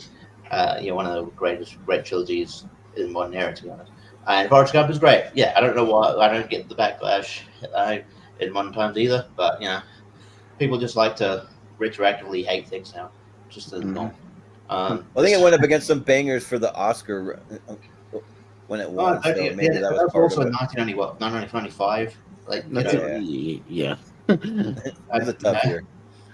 Yeah, it's just I don't mind whichever goes through, but I'll go Dark Knight Rises. Yeah. Maria. I think Forrest Gump is excellent. I think The Dark Knight Rises is excellent. But life is like a box of chocolates. I wish I had some right now. I'm hungry. I'm gonna sneak into the kitchen here in a second. I guess I'll go for Forrest Gump. I really like it. I've watched it a bunch of times. I mean, one of the movies has to be more excellenter than the other. Right? Yeah, I know. I mean, I'm not giving The Dark Knight any crap because it's good. I mean, The Rises, but Forrest Gump, that's something tugs at your heartstrings, By the way, you always know what you're going to get in a box of chocolates. It's written on the fucking box most of the time. Anyway. I tell you what, I don't. So I believe that statement. I always get I got some recently, and it was hard to know what flavor they had. Weird flavor names. I don't know what else. Well, there's a good Jim Gaffigan bit where he's like, I always get the shitty ones. Bite into it. Oh, god damn it! I got the one with toothpaste. Yeah, toothpaste. Yeah, and he sticks his fingers in all the chocolate. Yeah, it's a great Gaffigan bit. Yeah, it's good stuff. But JPO. Yeah, no, these are both really great movies here. I don't think Dark Knight is as tight as a trilogy as Cornetto. I think this is a little bit beneath the other two. But I do like it a lot here. But I think I'm a little more charmed going back to Forrest Gump. I'm going to go there. Okay, cool. All right, go Forrest Gump and that kind of cartoony poster. I like it. Good stuff. Yeah. All right. So we're going down to this is Godzilla versus Destroyer from Nice. 1995 with that kick-ass poster. It's fucking great. It got cut Oh, off, yeah. but I know what it is. And Grease. So Which one is Death interesting. Destroy? Is it that one on the bottom with like the Oh, the well, allow tentacle me to thing? give you a visual aid here. 1 second. Hang on. Yeah. I'm like trying to see what it looks like on that poster. It's kind of all blends together. Okay, so for a visual demonstration, since it's my turn anyways, so I'll be happy to Yeah. give you a visual demonstration. Godzilla faces Destroyer, who looks like a demon from hell. He's my got like a goodness. devil There you go. demon, and he flies. And this is his final form, by the way. He has 4 forms in the movie. And then he faces. One of the unique things about Godzilla is that he is in meltdown mode. He looks like this in the movie, where he's like glowing red and he's steaming because his internal nuclear core is literally melting down. They call him Burning Godzilla throughout the movie, and he's dying. But if he goes into total meltdown mode, he blows up like a giant nuke and kills everybody. So that's the conundrum of that movie. So they gotta figure it out. They got to make them fight, Austin. They got to fight each other. So no, that movie's awesome. It's my favorite of the Heisei era, which is the 80s and 90s. Godzilla is the one that they took a little more seriously, like toned down the cheese a lot, but still really great effects. And this one's great because this was kind of like the death of Godzilla at the time. It was kind of a big deal, sort of like the death of Superman. They actually kind of kill him off in this movie, and he has a nice little farewell, at least for the time being. So yeah, really great stuff. I like it. And then Grease is again one of the I had it on VHS, one of the few musicals we had outside of Disney, and I still really like it. I just like the story and the the Greasers and the Pink Ladies and all that, the T-Birds. No, it's good stuff. Like I think it's a lot of fun. I still really like it, and it's one of those I can tolerate. So, but just because I'm sure I'm the only person who's actually seen it, I'll vote for Godzilla versus Destroyer. So there you go, Jordan. We saw it. You just showed it to us. I know, but I've seen the actual movie. Well, by the way, if you ever want to have some fun, go look up all the Heisei era Godzilla posters. They fucking rule. They're all awesome. Really? They are all epic. Oh, nice. They're amazing. Try that out. Maybe I'll pull up a few. We'll have to do throughout I'll pull up a few. Maybe I'll pop them up throughout the show. Maybe here, and I'll show you. Oh, a little too hard to deep fake you into Godzilla poster. That's what I do on Battleground as well. That's how I win my matches. Yeah, right. Yeah, but for me, like I haven't seen this particular Godzilla movie. I wonder if anyone else has, but you don't say. No, it's fine. Yeah, but I'm not a big fan of the original Grease either. I just don't care for it. I actually like Grease 2 better than Grease 1. So like I'm one of those guys because it just gets a little kind of like raunchier and just kind of I don't know, just like different. I don't know, but and yeah, like especially after Godzilla -1, like that makes me want to go back and check out all the classic ones, So yeah, I'll vote for Godzilla versus Destroyer. Sure. Yeah. All right. Yeah, but Richie, what do you say? I mean, that Godzilla movie looks great. I mean, I hate. I mean, I really hate when you have to keep Godzilla alive, otherwise we'll blow up the whole planet. So what do you think they do? He's heating up. They got to cool his ass down in the movie. Basically freeze him. Yeah. Oh, okay. Yeah. I like Grease. I'm not a musical guy, but I do enjoy the movie. Some doesn't hold up. There's a funny Family Guy bit where they make fun of. I think it's Family Guy there, where they make fun of that song. Tell me more. It's like tell me more. Does she put up a fight? And then there's like, what the fuck did you just say? Well, yeah, some of those lyrics. Yeah. What did you just? Yeah. He's the creeper of that scene, so it's fine. He's the weird one.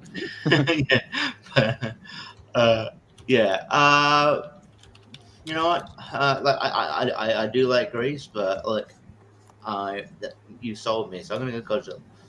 Hey, all right. Yeah.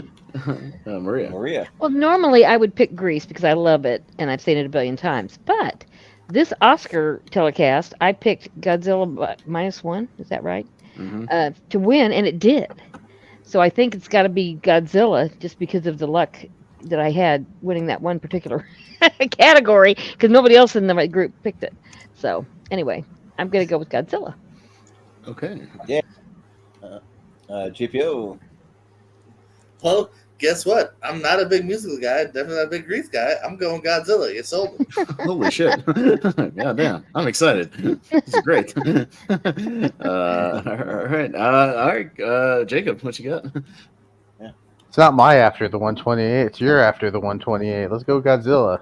Goddamn Yeah. right, son. Let's Yeah. go. All right, Godzilla versus Destroyer. All right, nice. Eat that, John Travolta. I know. All right, so we're going with the OG Little Mermaid. Yeah, not the remake, Oh. the OG. Thank God. What a matchup against the remake of the Texas. Oh. Or no, I think he put the wrong one. I put the remake in the thing, but I think he grabbed the original, even though I put I put the damn. Oh yeah. Malcolm, I put the year in the parentheses, 2003, but because Yeah. OG Even I Texas saw that. Chainsaw was in my 128. So I meant for this to be the remake because I also like. I tried to deep fake you into it, because the 2003 poster just has like the face of what's his bucket? Leatherface. Yeah. Yeah, Leatherface on there, and I thought maybe I could get it to work, but it didn't quite work. Oh, So I get yeah, it. I did put 2003 to Malcolm. So just pretend like this is the remake when you're Yeah. voting on it. So Jordan. Yeah. So I'm hit and miss on Texas Chainsaw Massacre, but you know what? This is one of the ones I actually like. This is the one with Jessica Biel, right? Yes. Like that one. Yeah. And I think that one is actually a lot of fun. Like I appreciate that as compared to other ones, and yeah, The Little Mermaid.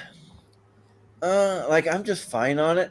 The music is incredible though. Like some of the best music for like any animated movie. So that hits for me. But the rest of it I don't love. But it's a pretty short one for most Disney movies. I can't remember how long it is, but it's like I remember it being pretty short. Oh, it's like 83 minutes. It flies yeah. by. Yeah. Yeah. But I think that for this one, I'll go with the Texas Chainsaw Massacre because I don't get a lot of chances to vote for one I actually like. So I'll vote for that. Yeah. Richie. Yeah, I don't mind the version of Texas Chainsaw Massacre either. I think, majority of them, unfortunately, I mean, and they're still trying to make Texas Chainsaw Massacre work, and it hasn't, just that they haven't really found the formula or had the right person at the helm. But yeah, like this one did work. So I do like it, but yeah, it's just kind of up against the juggernaut in the Little Mermaid, which I think is one of my favorite Disney movies. Definitely one of my favorite, musicals as far as Disney goes. With my favorite songs. So good matchup. But yeah, I'm going to go Little Mermaid here. All right. Yeah. Maria. Well, I think I'm going to have to go with The Little Mermaid because I love it so much. Although the people getting their faces cut off or whatever else happens in that movie is quite exciting. The Little Mermaid. I love that one, so I'm going to go with it. Yeah. GPO. Although that poster is crazy. I had to look at it harder to. I mean, I figured it out finally, but man, that's Mind weird. bender. JPO. I like the 03 as well. It's actually my introduction to the Texas Chainsaw world, actually, because it kind of came out when I was of that age, finally. But yeah, I think Little Mermaid is the one I'm going to go back to, the one that's in my heart. Like you said, you forget how short and just little sweet it is. So, Little Mermaid. Okay. Yeah. Jacob. Yeah, if this was the original, this would be a lot tougher because I've seen that one. I haven't seen the remake, but I've seen This is the original Little Mermaid. And I think it's great. I think the music is great. I think the voice cast is great. And it's got no unnecessary rap. So I'll go with the Little Mermaid. That's true. The scuttlebutt. Ugh, yuck. Yeah. No, this is a good one. Again, Little Mermaid is probably my second favorite of that Disney Renaissance. I just still think it really works. It's very economical storytelling. They get a lot of information out in a very, very good way. I really like that remake of Texas Chainsaw as well. I just think it's really well done. Has the same cinematographer, Daniel Pearl, so it looks great. It's probably one of the better, ones of the 2000s, really. But again, if I go with kind of kid versus adult, I'll go with kid this time and go Little Mermaid. So there we go. That's a nice poster, by the way. All right. Going down to the King of Comedy and Psycho. So there we go. Richie, by the way, and as I said, there's Godzilla versus Biollante, cool as fuck poster. So pop these up occasionally. But yeah, these Heisei posters are awesome. So anyways, Richie? Yeah. Psycho. I didn't actually come to that long ago. It was a huge blind spot, and I got to it. Amazing movie, great performance by Anthony Perkins, which didn't get acknowledged for, but apparently Janet Leigh is, for 20 minutes and she got acknowledged. It's fucking weird. Anyway, King of Comedy, great. Yeah, it's a great Scorsese movie. I think. Yeah. I feel like more people should watch it. I think it's one of Scorsese's better films as well, which is saying something. So this is pretty tough.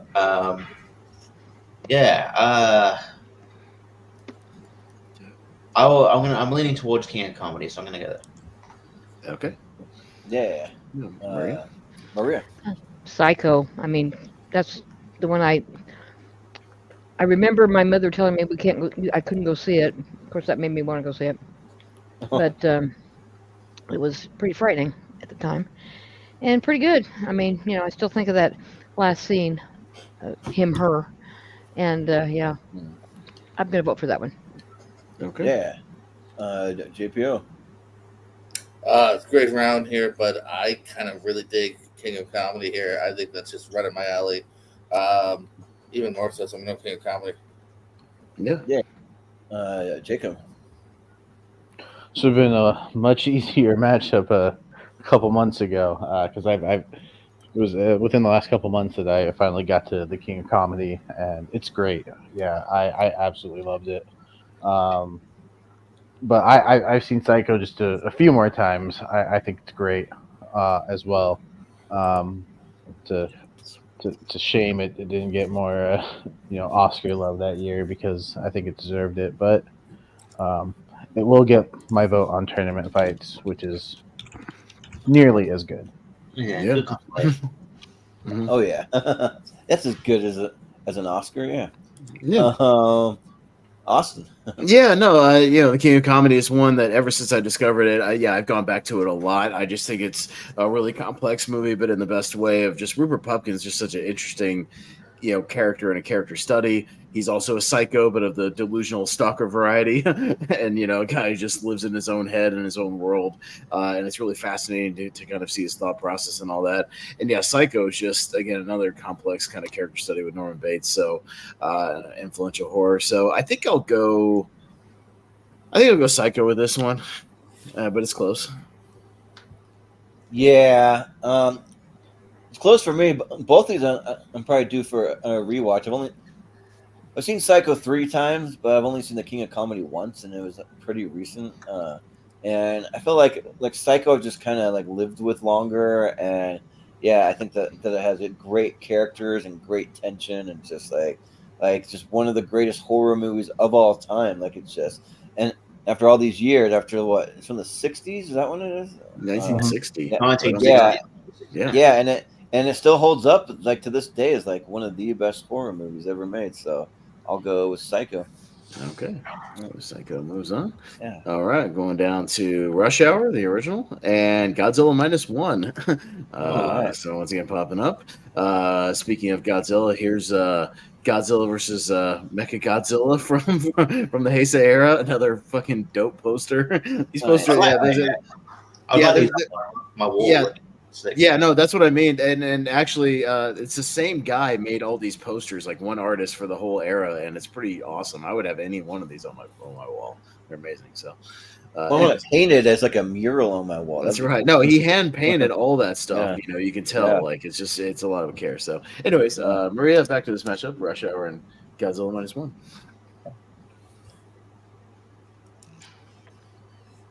You're muted, Maria. We can't hear you. Muted. I got to unmute. I just was realizing that. Thanks. 30 seconds earlier. I won the thing on Godzilla -1, but Rush Hour is just so goddamn funny. I just love it. I love that show. I've watched it. Yeah. I can't tell you how many times. Mm. And I mean, I could quote it, but I'm not going to bore everybody with that. But it's good. I'm going to vote for it. Rush Hour, Yeah. please. Sure. Yeah. JPO, what do you say here? I'm sorry, Godzilla doesn't have Chris Tucker, so I gotta go Rush Hour. Yeah. Okay, fair. It's true. Jacob. Shishini. Yeah. So I haven't seen this Godzilla Shishini. movie either, but yeah, no, I think Rush Hour is really funny, and I think it kicked off a pretty great trilogy. The third one, it's got its moments, but 1 and 2 are, I think, pretty good. And I think this is a good kickoff, so I'll go with Rush Hour. Yeah. Yeah. Yeah. No, an interesting matchup here because, the original Rush Hour, one of the first 3 DVDs I ever owned, that Snapcase one, had it for the longest time until I finally bought the Blu-ray trilogy set and finally ditched the DVDs. But still kind of one of the last really, really great kind of buddy cop movies, or franchises, to come out. Great chemistry all around with all those guys and good action. And then Godzilla -1. I mean, as you guys know, my favorite movie of last year. After the 128 is perfect for it because I don't put stuff in my 128 like immediately, but there's a really, really good chance this will be in there eventually. A really, really good chance, but it was perfect that I could throw it in at least in here and give it another shot because it's pretty damn great. But you know me, I'm a Godzilla guy, so I'll go Godzilla. Even though it looks like this one probably won't go through, even though the one y'all haven't seen went through earlier, which is funny. Yeah. What do you rank Jurassic World Dominion? As far as my overall rankings, how many movies have I seen? Probably 10,000. I'll rank it 8,247. Okay. All right. Sounds good. So when we get to my 8,000 to 8,064, Yeah. make that list. Give it another rewatch. It might climb that ladder, Austin. Oh man, I rewatched it. It went up to 8,011. Oh man, a couple of notches. Yeah. It's climbing up. Watch the director's cut. Yeah, right. No. This one's tough because I really love the Rush Hour franchise where it's like, well, bitch, slap you back to Bangkok. Bitch.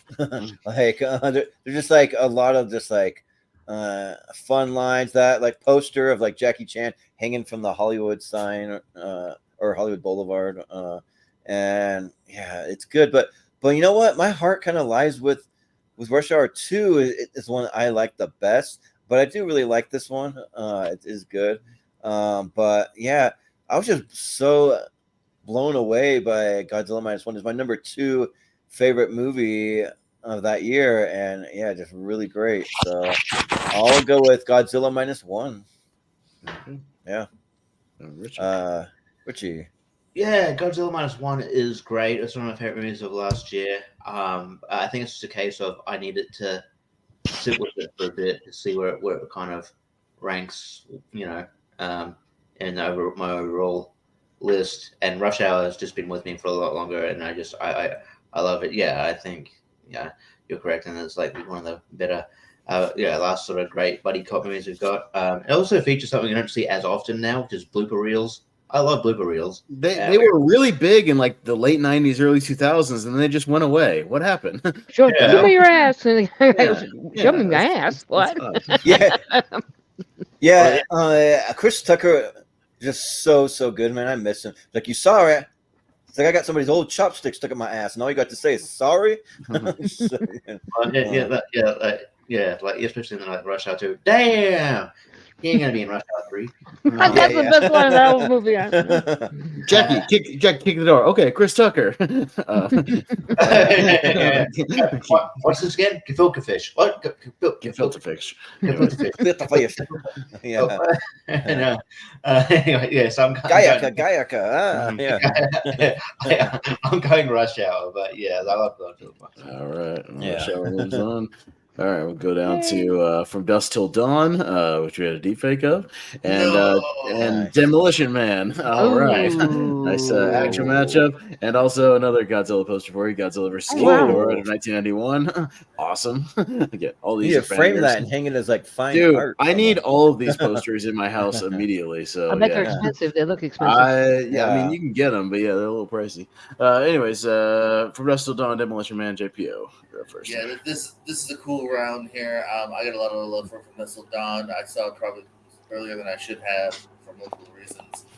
Maybe possibly the same for Demolition Man, but Demolition Man's just, I don't know, to me it's a little bit more fun. It's what I've always gone back to. I used to reenact the action scenes in my living room with the squirt guns and stuff, and so yeah, I'm gonna go with Demolition Man here. I've loved it to pieces from day one. Yeah. Jacob. It's another one of those matchups. I've heard more good things about From Dusk Till Dawn. People have hyped it up a little bit more than Demolition Man, so that's probably the one I would watch first because I let people influence me very easily. I'll go. Yeah. Jacob, give me $1,000. No. No, it's a good match, yeah, because they're both kind of actiony here, with fun scripts and whatnot. Yeah, From Dusk Till Dawn. Again, it works because it's got the great Tarantino script, but it's got that Robert Rodriguez kind of pulpy, horror feel to it. Especially in the second half, a lot of great character actors popping up and whatnot, all throughout this whole thing. And yeah, and the Demolition Man, I've just always been a big fan of. I think this movie's super, super fun. All the futuristic stuff, the fish out of water things with Stallone. Wesley Snipes is having a blast in this movie as Simon Phoenix. You can tell he's just loving every second that he gets to play this character. And again, another movie with a lot of great character actors kind of popping up. Bob Gunton and Bill Cobb and a lot of people like that. So yeah, this is really, really close. I think I'll go Demolition Man just slightly. Jordan. Yeah. It's interesting because From Dusk Till Dawn may have been like one of the first times I ever saw nudity on screen. Because I remember going to a friend's house and he had it on, and when they go in the titty twister, I remember seeing that. I'm like, oh my gosh, and like covering my eyes. I'm like, I'm not supposed to see this because I was like a young kid, and like now I don't mind it at all, but it's just kind of interesting. But the movie's really, really good. And I remember like thinking for years, just because the environment that I grew up with was very just like religious and stuff, that it's like, man, like I can never watch that movie. But then I finally hit a point where I'm like, no, like a movie's just a movie. It's fine. And so yeah, that movie's awesome. And yeah, Demolition Man is a lot of fun. That's the one with the 3 seashells, right? Is that it? Yes, correct. Okay, and making sure I always get that confused with the Judge Dredd, but well, Rob Schneider's in both of them, so yeah. But yeah, Demolition Man. Yeah, this is the better of the two for sure. But for this match, I'll go From Dusk Till Dawn because it's one where I actually really like Quentin Tarantino's acting. I don't love it in much else, but in this I really like it. So, Richie. Yeah, I have nostalgia for Demolition Man as well. I remember that's the first time because I watched it probably before, again, like JP, probably before I was supposed to as a young child, young kid, and it was the first time I knew what found out what like Taco Bell was, and we were like scheduling a trip to. We were scheduling a trip to America then. I'm like, oh, we can go to Taco Bell, and so we went to Taco Bell, and I'm like, oh, that was okay. And then so when we go to Taco Bell here, I'm like, oh, people are like, yeah, Taco Bell. I'm like, it's all right. I'm like, I know people. Did somebody say Taco Bell? Yeah. Okay. Oh shit, son. That's right. Taco Bell is the only fast food restaurant in Demolition Man. They won the fast food wars. They did. They did win the fast food wars. It's dangerous because every time that I pass by, I want one of those damn slushies that are there. Mm-hmm. Yeah. Is that where you're going, Jake? Just to get the yeah, it was being delivered. Nice. I had to go get it. Nice. But yeah, Demolition Man is a lot of fun as well. So I'll go Demolition Man. Demolition Man. Okay. Nice. Maria. Sandy Bullock's in the Demolition Guy, right? Correct. Yeah, it's one of her early movies. Yeah. Yeah. Okay, I loved her in that. Okay, I'm gonna go for that one. I mean, I've seen Dusk Till Dawn a couple times. It's okay, but I mean, it's good, but it's not. I just something about that stilted way that they did that and everything for Sylvester. I liked it. So Mm-hmm. yeah. Yeah. All right. Might see Sylvester Stallone when me and Yeah. Jacob do our favorite actors because he might be up there. So there you go. So you might see Demolition Man again for that one. All right. All right. We got Oppenheimer and the Mighty Ducks with the Criterion poster. Oh yeah, that's. But that Oppenheimer Mm, poster is whoa. fucking awesome. Look at that shit. It's Oh Oscar no, Isaac. that's crazy. Yeah, I thought that was like Ghost Rider or something for a minute. No, yeah, it looks like Ghost Rider, but no, it's Oppenheimer. That's cool though. I like it. Yeah, Jacob. Interesting matchup because I'm not as high on the Mighty Ducks as some people. I don't have the nostalgia for it. I watched it maybe a couple times as a kid, but I haven't gone back to it a whole lot. And it might be recency bias, but I loved Oppenheimer, and I think it was a very deserving of all the awards that it got. So I'll go Oppenheimer. Yeah. Yeah. Awesome. Yeah, no, the theme continues with the adult favorite versus the kid favorite here. Because, Oppenheimer, again, my second favorite movie last year. I've seen it 5 times now. Love this movie. Again, perfect kind of for the after the 128 because it might make the 128 eventually. So stick it in here for now. But yeah, it's really, really great. Very, very, very rewatchable, at least for me personally. Yeah, going against a kid favorite that I still love, a Mighty Ducks. Great ensemble stuff. Love me some Emilio, especially in this movie. The score is great. I love the score, by the way. I think it's really underrated. so Some of these good. family films have really underrated scores to them. Yeah, it's all good stuff. Glad they brought it back for the Game Changers. I always get goosebumps whenever they bring that back. But with Emilio not back, no season 2 for me. No Emilio, no season 2. Screw that. Nope, Yeah. I'm not watching it. You know what? I'll go Mighty Ducks on this one. We'll see what happens. Jordan? Well, I mean, you know me. I'm a Mighty Ducks guy all the way. Like, I didn't love Oppenheimer like the rest of the world did, but that's fine. I mean, it won Best Picture, so it is great.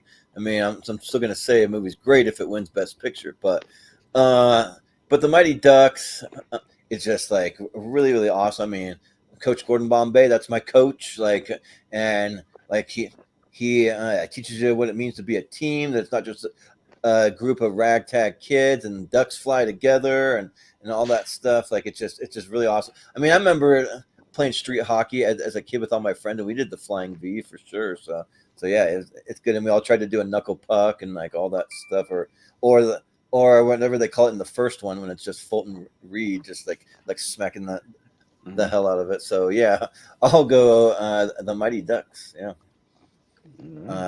Richie. Yeah, I like the Mighty Ducks, or in Australia and New Zealand, it's called Champions. I don't know fucking why. I'll Google it one day. But now we have another Champions movie with Woody Harrelson, so that's confusing. Yeah. So I don't know if there's an Australian or New Zealand movie called Mighty Ducks that people get confused by. I don't know. I don't know. People aren't that dumb.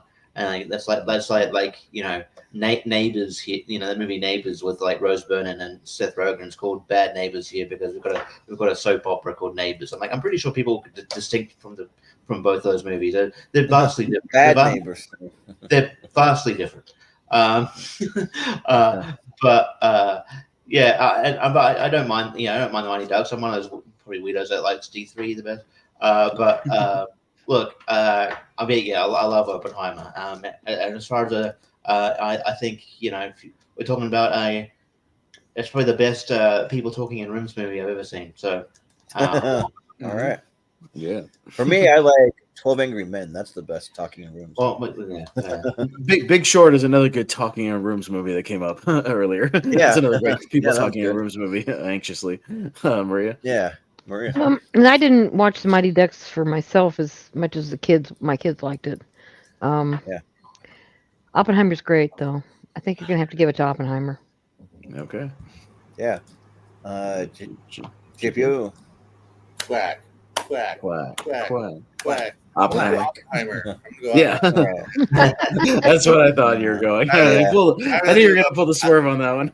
I've got nostalgia love for Mighty Ducks, really do. I'm a Joshua Jackson fan till I die too. Weirdly enough, I've always liked that guy. Yeah. Oppenheimer is the one. Was my favorite movie of the year. Full Dirk took over, but Oppenheimer very close second. And with that though, I do got a jet. Unfortunately, I had to be out around 11. Yeah. Sure. Okay. Yeah. No worries. Understood. It's all good. Any Started quick late. plugs before you Yeah. go? What you got going on? Oh yeah, you can find all these lovely human beings. I believe everyone. Just pretty much is in that tag team tournament coming up. If not, you can always find them on the random melee ASATs throughout the week over at the Pierce Co channel here, as well as countdowns, different stuff like that here. And over at Pierce Wrestling, same ideology, but for pro wrestling. And speaking of wrestling, Thursdays you catch the four of us, Richie, Lonely Marks, yes. talking about wrestling, including this Thursday. Mm-hmm. Nice. Totally, man. Sounds well, thanks good. for at least. Hey, I made it one half. Sweet. Yeah, thanks for hanging out. Yeah, Yeah. for the half. It's all good. All right. Well, come back and Guys. watch the end of it if you want to see more deep fakes. You can come back later. No, I do want to see those. I'll check that out. Yeah. Yeah. All right. Well, thanks, JB. I appreciate it. Later. All right. So we're going over to the OG Django with Franco Nero and Back to the Future Part 2. So yeah, oh man, I gotta start off first, which sucks because again, again, Back to the Future Part 1 is on 128, but again, it doesn't mean I don't love the sequels as well. I've seen them almost just as many times. There's a reason why I can answer damn near any trivia question about them because I just know them back and forth. And I've always championed the original Django. I think I love me some good spaghetti westerns, and I love Franco Nero. He's just so damn cool in this movie. I've always encouraged people to check that out. Yes, this is interesting. It's another one like adult versus kid. It's like every other matchup here. It's like adult me versus kid me. So I'll go with Back to the Future 2. Why not? Yeah. Yeah. So the original Django is a blind spot for me. I just haven't gotten to it yet. So, but I will eventually. But but Back to the Future 2. Is my third favorite movie of all time ever made, period. Like this movie is just incredible. This movie is awesome. Like ooh la la, the Great Sports Almanac, and it's just really good stuff when they finally get the hoverboards and like all the future stuff. Like I want to see like a rehydrated pizza that's like could ever be a thing, but I'll go for Back to the Future Part 2. All right. Richie. Yeah, when me and my friend Robert were doing the podcast, which we kind of life got in the way, so we stopped kind of doing it. But Django was on that wheel, even though it's not like it's not it's not in the realm of like bad films or anything, but it's just a kind of like kind of a Western. We kind of did old Western time we want to check out. There's fun stuff to talk about. There'd be plenty to talk about when you see it. Like it's fun, goofy stuff. Yeah. And more importantly, It's got a cool theme song. As is a theme, it was free on Tubi. So there you go. So, it counted. I have the Arrow 4K, and it looks amazing on 4K. By the way, it's fucking fantastic. Nice. Good shit. Yeah, so I'll get to it eventually. Like, I mean, I wouldn't say that the podcast is completely dead. I think we'll come back eventually. We might Never say never. Yeah, I used to listen to it at work, so bring it back, man. I like listening to you guys. It's good stuff. Yeah. So I'll get to it, but I'll go the one I've seen, Back to the Future 2. I don't know if hoverboard. I mean, there was a period of time there where there was a compilation of people like doing hoverboards, and it usually ended up badly for them. They're just people stacking on those toy hoverboards and stuff in the house. But I like Back to the Future 2, so I'll go then. Yeah. You can watch the Zach King one where like it looks like it's really flying, but he uses mirrors and stuff to make it look like it. So, but Maria, I think I'm going to go with Back to the Future 2. I haven't seen the other one yet, but I mean, I know it's a good movie, so. Yeah. Jacob. Yeah, I also haven't seen the original Django, so I'll go with Back to the Future 2. I think it's a great continuation of the first movie. Do you guys know the D is silent? It's crazy, right? Oh yeah. Not the Django. Real quick, I got some more. There's the Godzilla 1985. Godzilla Oh my Returns. God, I love it. Look That at was that the face. Yeah. that was the kickoff of the Heisei era. The era that's my Nice. favorite. Look So at those teeth. yeah, Jesus. good shit.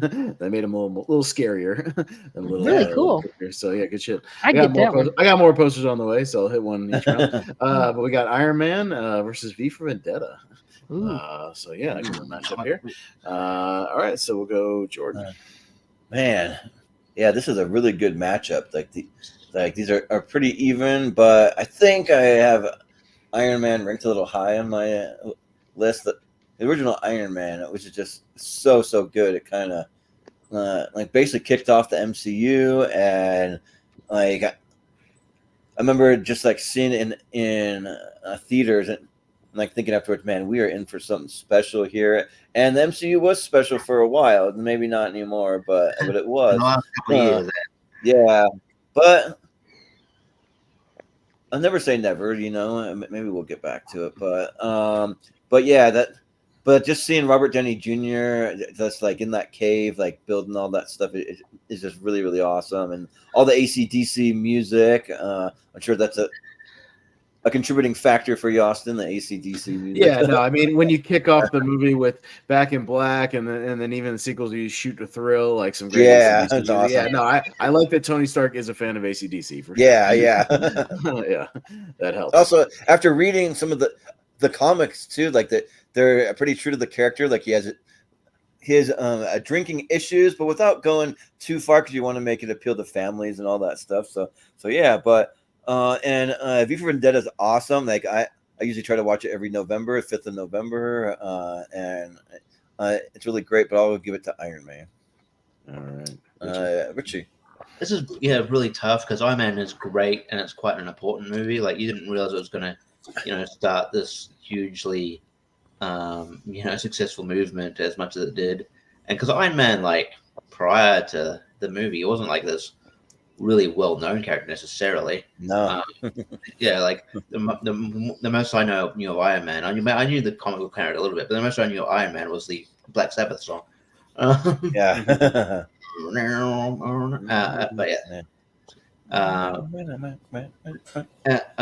yeah. And V for Vendetta is great. I love V for Vendetta. I really don't mind if either goes through. I just make it interesting. I'll go V for Vendetta, but I love Iron Man. Yeah. Maria. I know people have said, and I think they paid lip service to the fact that Tony Stark is the catalyst for the entire MCU and all the fun we had with those 25 movies or whatever. But, I think from my perspective of Robert Downey, when he did that role, I don't even remember what he did before that other than the Charlie Chaplin movie. He was not the significant, person in my life. But now, I would love to see anything he's in because he did such a great job making that character so freaking real.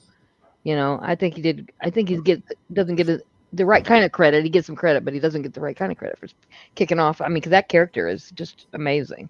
So, haven't said this the longest thing I think I've said tonight. I'm going with Iron Man. Not that V for Vendetta is bad because it's not. It's good.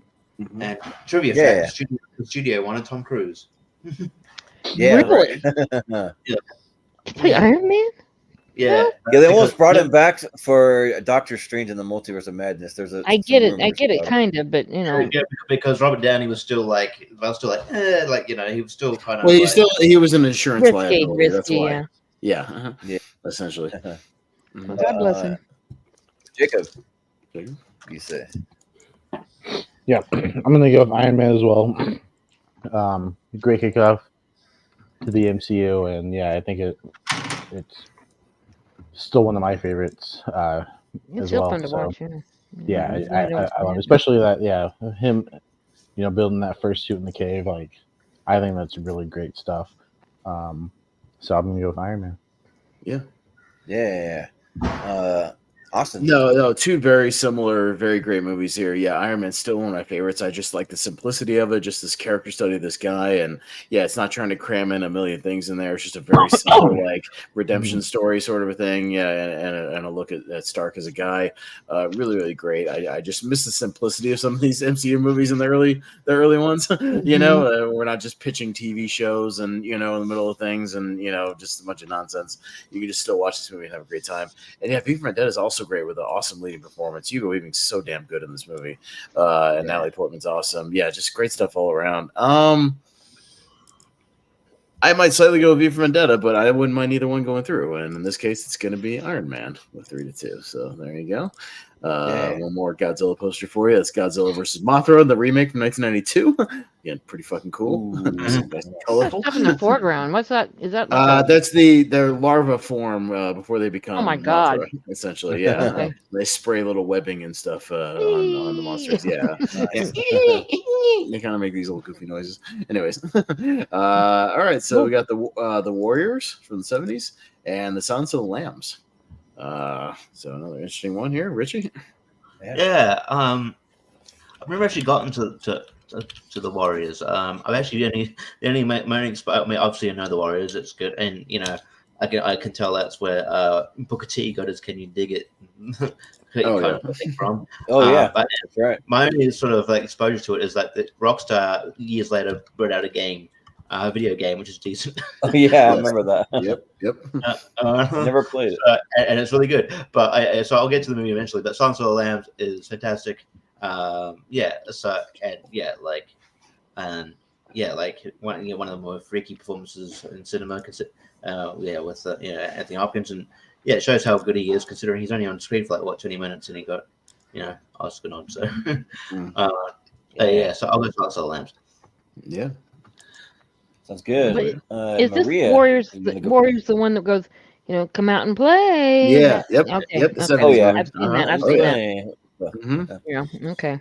Well, Silence of the Lambs. I'm going to vote for it. I remember the technique they used, the misdirection, and you thought you were seeing one thing, and they were actually somewhere else, and all that stuff. I was new to that, so I thought that was pretty clever. Where they try to trick you, and then you finally figured out it's not what we think. Mm-hmm. But anyway, I think it's just masterful. I think it was such a great movie, and I still go, Dr. Lecter, Dr. Lecter, Dr. Lecter. The phone call at the end. He said, I can smell your cunt. I know, how gross. Oh my God. He took it like a man, I guess. I didn't like it. I mean, I don't know what I would do. My face would probably go, what? Yeah. That scene almost made me laugh the first time I heard it. Yeah. No, it's funny. I've seen the last half of the Warriors because when I was living with my aunt, I came home and it was on TV. So I've seen half of it, but I've seen all of Silence of the Lambs, and it's pretty darn good. So I'll go with the Silence of the Lambs. Yeah. Austin. Yeah, Richie, I think you would really dig the Warriors if you get around to it. It's a 90-minute One Crazy Night movie, and just them, trying to get across New York to Coney Island, and without all these crazy, it's sort of like Clockwork Orange. There's all these crazy gangs that all have a theme. There's a baseball gang, and there's a rollerblading gang, and they fight all these gangs, throughout the city, and they're always kind of having to watch their back and escape and get on the train. It's just really fast paced. It's really great. Cool, just 70s vibe. I think you'd like it. It's really, really good. And so I just bought the 4K. Actually, I haven't popped it in yet, but Arrow just put out a 4K. Can't wait to open it, but. This is really tough because Silence of the Lambs, you forget how good that movie is. It's kind of flies under the radar, and you're just like, oh yeah, that movie's amazing. So I think I'll show just a little bit of love to the Warriors, just so it doesn't get completely shut out here. But I don't mind either one going through, obviously, because I love them both. Yeah, it goes without saying. But yeah, Jordan. Yeah, the Silence of the Lambs is really good. I like it, but I'm not as over the moon as some people are. But I think it's good. But the Warriors rules though. The Warriors is awesome. The theme, the it's like a rock kind of psychedelic kind of theme of them just running all night and trying to like get through and like fighting other gangs and everything. It's just really awesome. And I used to work for Amazon for a little bit in one of their like warehouses or their big like fulfillment centers, but I did the Amazon Fresh, so it was like groceries. And we'd take like a bunch of the empty glass bottles. We'd like call out people's name and be like, so and so come out to play, yay! And we do the little clinking things and stuff. So we had fun, but a story for another time. Amazon usually only keeps its employees for a year and then they fire them. They look for reasons to do it. It's really shady, but I'll still go for the Warriors though, because the Warriors is awesome. So yeah. All right, but You 3-2 think that would was- be Sunset. Yeah. Do you think that was the start of the purge? I mean, the Warriors, their journey and all that stuff. I kind of wonder, or maybe Precinct 13 or something. Yeah, I don't know. It just more feels like a comic book movie when you watch it. Actually, just all these wacky gangs and stuff, But more Godzilla. Feels like oh, nice. Look at that shit. God damn, that's epic. That's awesome. He's on pretty fire. tall. Yeah, no, he sure is. The Warrior reminds you of that video game Streets of Rage kind of. It's like similar to that. Yeah, it's a little Yeah. bit. Oh, hey, Malcolm, just popping in to say hello. How's it going, Malcolm? Hello. Thank you. Jodie Foster, by the way, had a decent career. Like I think she's been in the Oscar conversation for like ever since she was a kid. So like, Yeah, right. Oh yeah, no, for sure. Yeah, she's definitely always in it. She was just That's some nominated weird stuff. this last one, right? For the Right. yeah.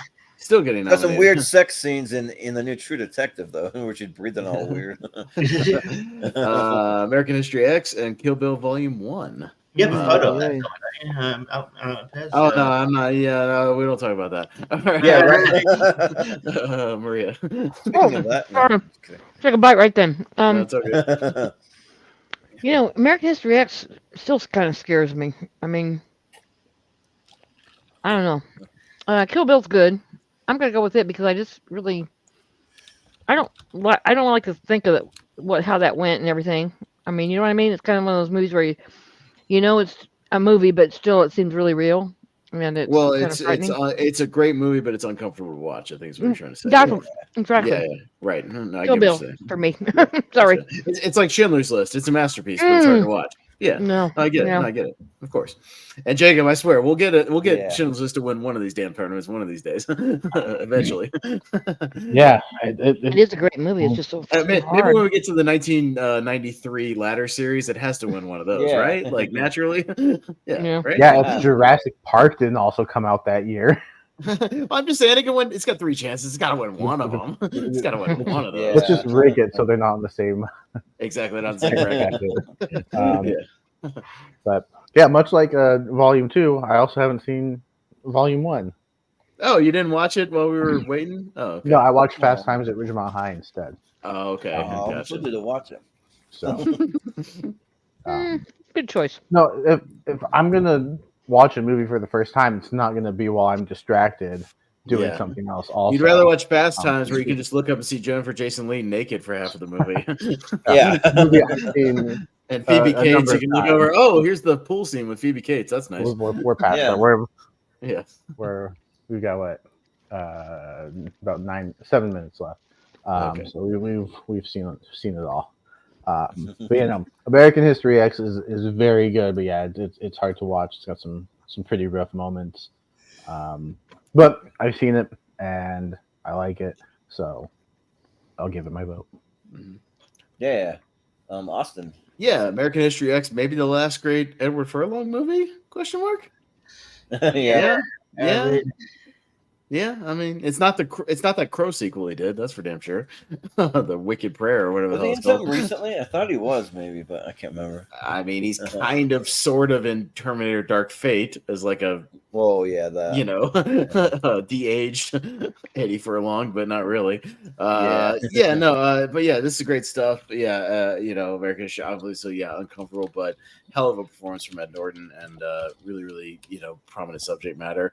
Yeah, again, I might stick with my Tarantino here and go Volume 1 again. I love the stuff with Sonny Chiba as Hattori Hanzo when you go into the sushi restaurant and all that, and they're yelling at each other. He's yelling at his assistant, you know.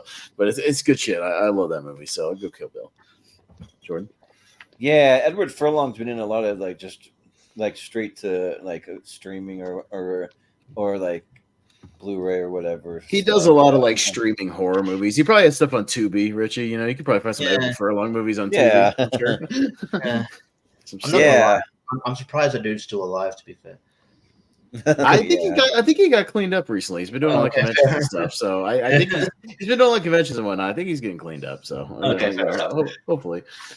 But yeah, this is a tough match because like American History X is just so powerful. Like it's just like really really good, and like even though Edward Norton he's playing like a neo-Nazi guy, it's like that conversation at the like dinner table or whatever they're having breakfast or whatever it is. It's just like really powerful, and you kind of feel for his character. You may not agree with everything he's saying, but you kind of just feel for what he's going through, and has a very powerful ending that's just like kind of shocking and stuff. And yeah, so I'm almost tempted to vote for it, but man, Kill Bill is like in my top 3, especially Volume 1, top 3 Tarantino. Like I think it's that good. I think it's just like all the nods to the martial arts stuff, and like when she's training, and then she goes to the sword, and the sword maker hasn't made a sword for anyone for years, and then he makes one for her, and just you really see the journey that she goes through, and it's really cool. But then there's some humor in there, and you see some weird sides of Tarantino, like the pussy wagon and like he likes feet and all that stuff. But still like really good that like near the end scene of the just like fighting all those like kung fu warriors or whatever they are. Like it's just like really awesome. So yeah, I'll go Kill Bill. So I got a couple of so if you type in Richie Edward Furlong on Tubi, which I just did, he's got about 20 movies on there, so you can take your pick, including a movie called Crave, which is wait a minute, Jason Momoa is in that. So no, it's a different movie. Crave has Josh Craven. Lawson, your boy Josh Lawson from Mortal Kombat, Kano. Oh yeah. Edward Furlong and Ron Perlman, so you could watch that. You could watch The Zombie King with Feldman and Furlong. You could watch Arachnaquake, one of those like shitty, asylum movies with him and Bug Hall from the Little Rascals. There's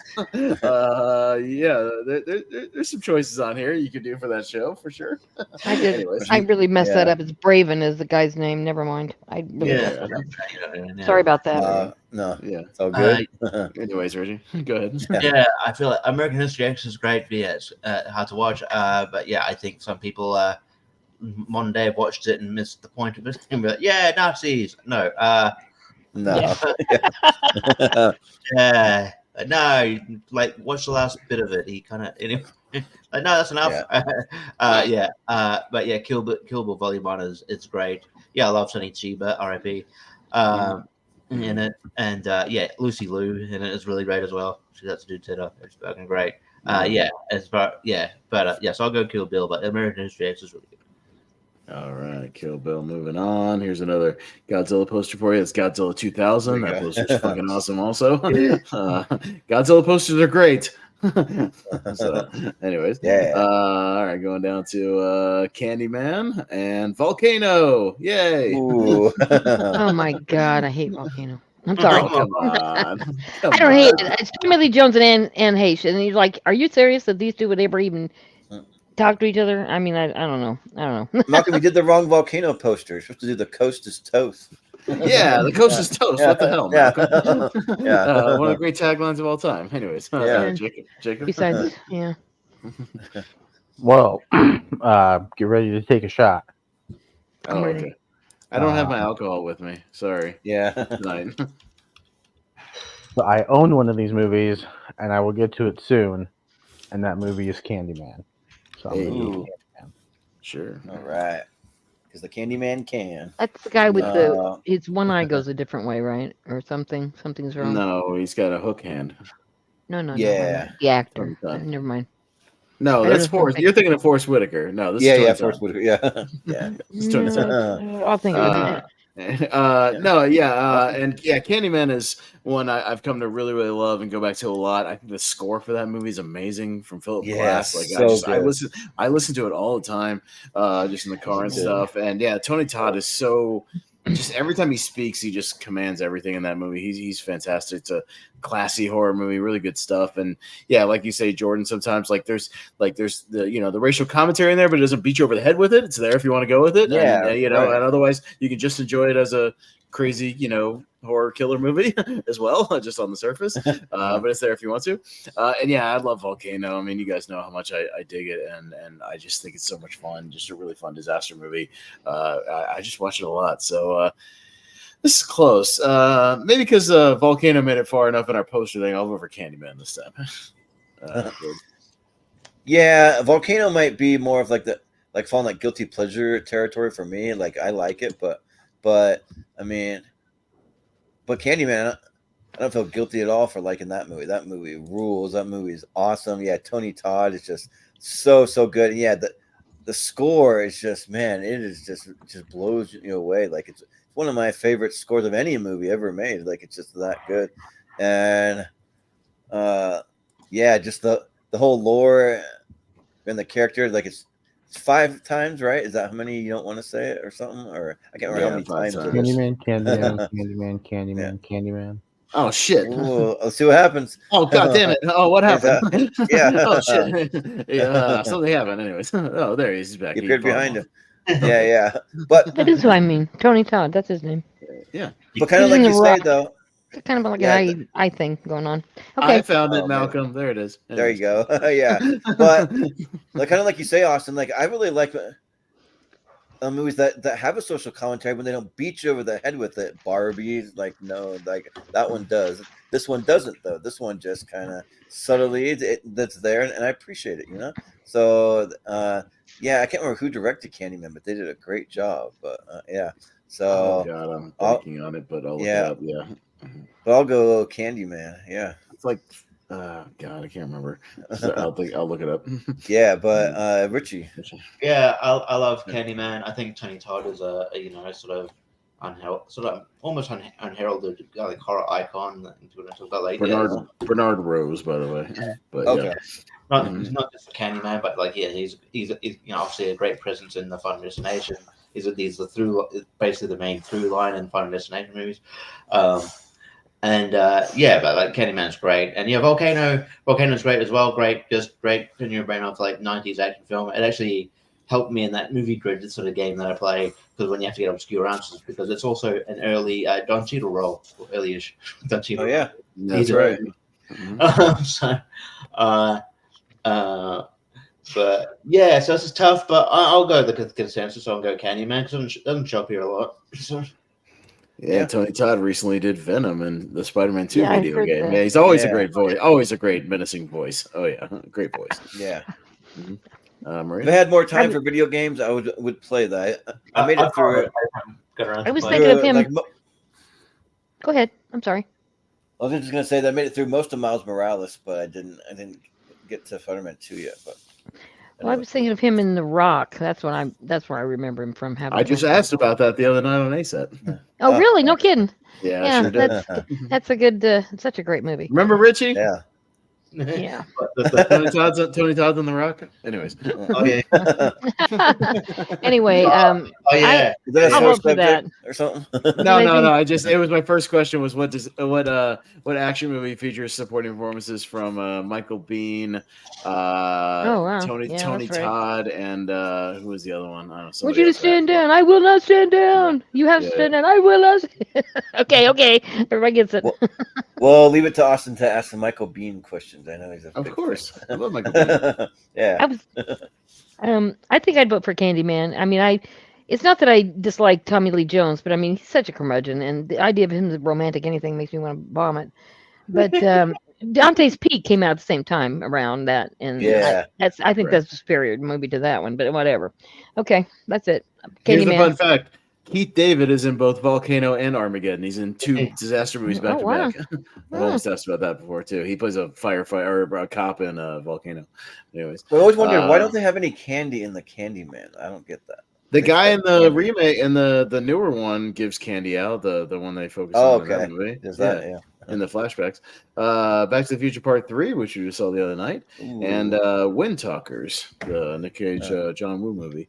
So I'm a first. Yeah, no, it's one of those things. I know Wind Talkers get some shit. Not everybody loves it. I think it's really good, and I like the story of the Navajo Code Talkers in that movie with Adam Beach. That was the first thing I ever knew him from, and actually, I just think the battles are really good too. John Woo does a good job with it, and yeah, I just dig the story. And Back to the Future 3 is Back to the Future 3. I think we all know that, but I've grown to appreciate it more and more with all the Western references and whatnot. So, maybe just because I'll be the only one who votes for it, I'll go Wind Talkers. It's kind of underseen as well, but it's fine. I don't mind. I don't mind if Back to the Future 3 goes through though at all. Yeah, like Wind Talkers is all right. It's a little generic for me, but it definitely has that John Woo style, the way it's edited and that kind of stuff. But it's still like a good story. The writing's good. Like, so I appreciate that. And Nick Cage gives a great performance, and also featuring John Roca. He's in it. So he's in the background of the debriefing scene, I think, at the beginning. Yeah, but early Mark Ruffalo as well. He's in that movie. Oh yeah. But you know me, I'm a Back to the Future guy, and like I love the third one. I think that like all three of them are almost on par. I just put the second one a little higher, but I mean, yeah, and like I'll have to go back and look. I'm looking at this poster. Did like some of those characters like Michael J. Fox have a whole cowboy outfit and then Nikes on? Like I always like want to like go back and like check he that out. Did at the beginning. That's why they're making fun of him. They said Nikkei, what is that, some kind of engine talk or something? Oh, okay, yeah, that's what it is. Yeah. Okay, but yeah, I'll go Back to the Future. All right. Richie. Yeah, it's going to be short and sweet. I haven't seen Wind Talkers. I think it was brought up in your Action ASAP the other day. No, I didn't talk about Wind Talkers. It's a John Woo movie, but not. I didn't talk about that one because I talked about 90s. This is 2002. Oh, 2000s or something. Yeah. You're talking about but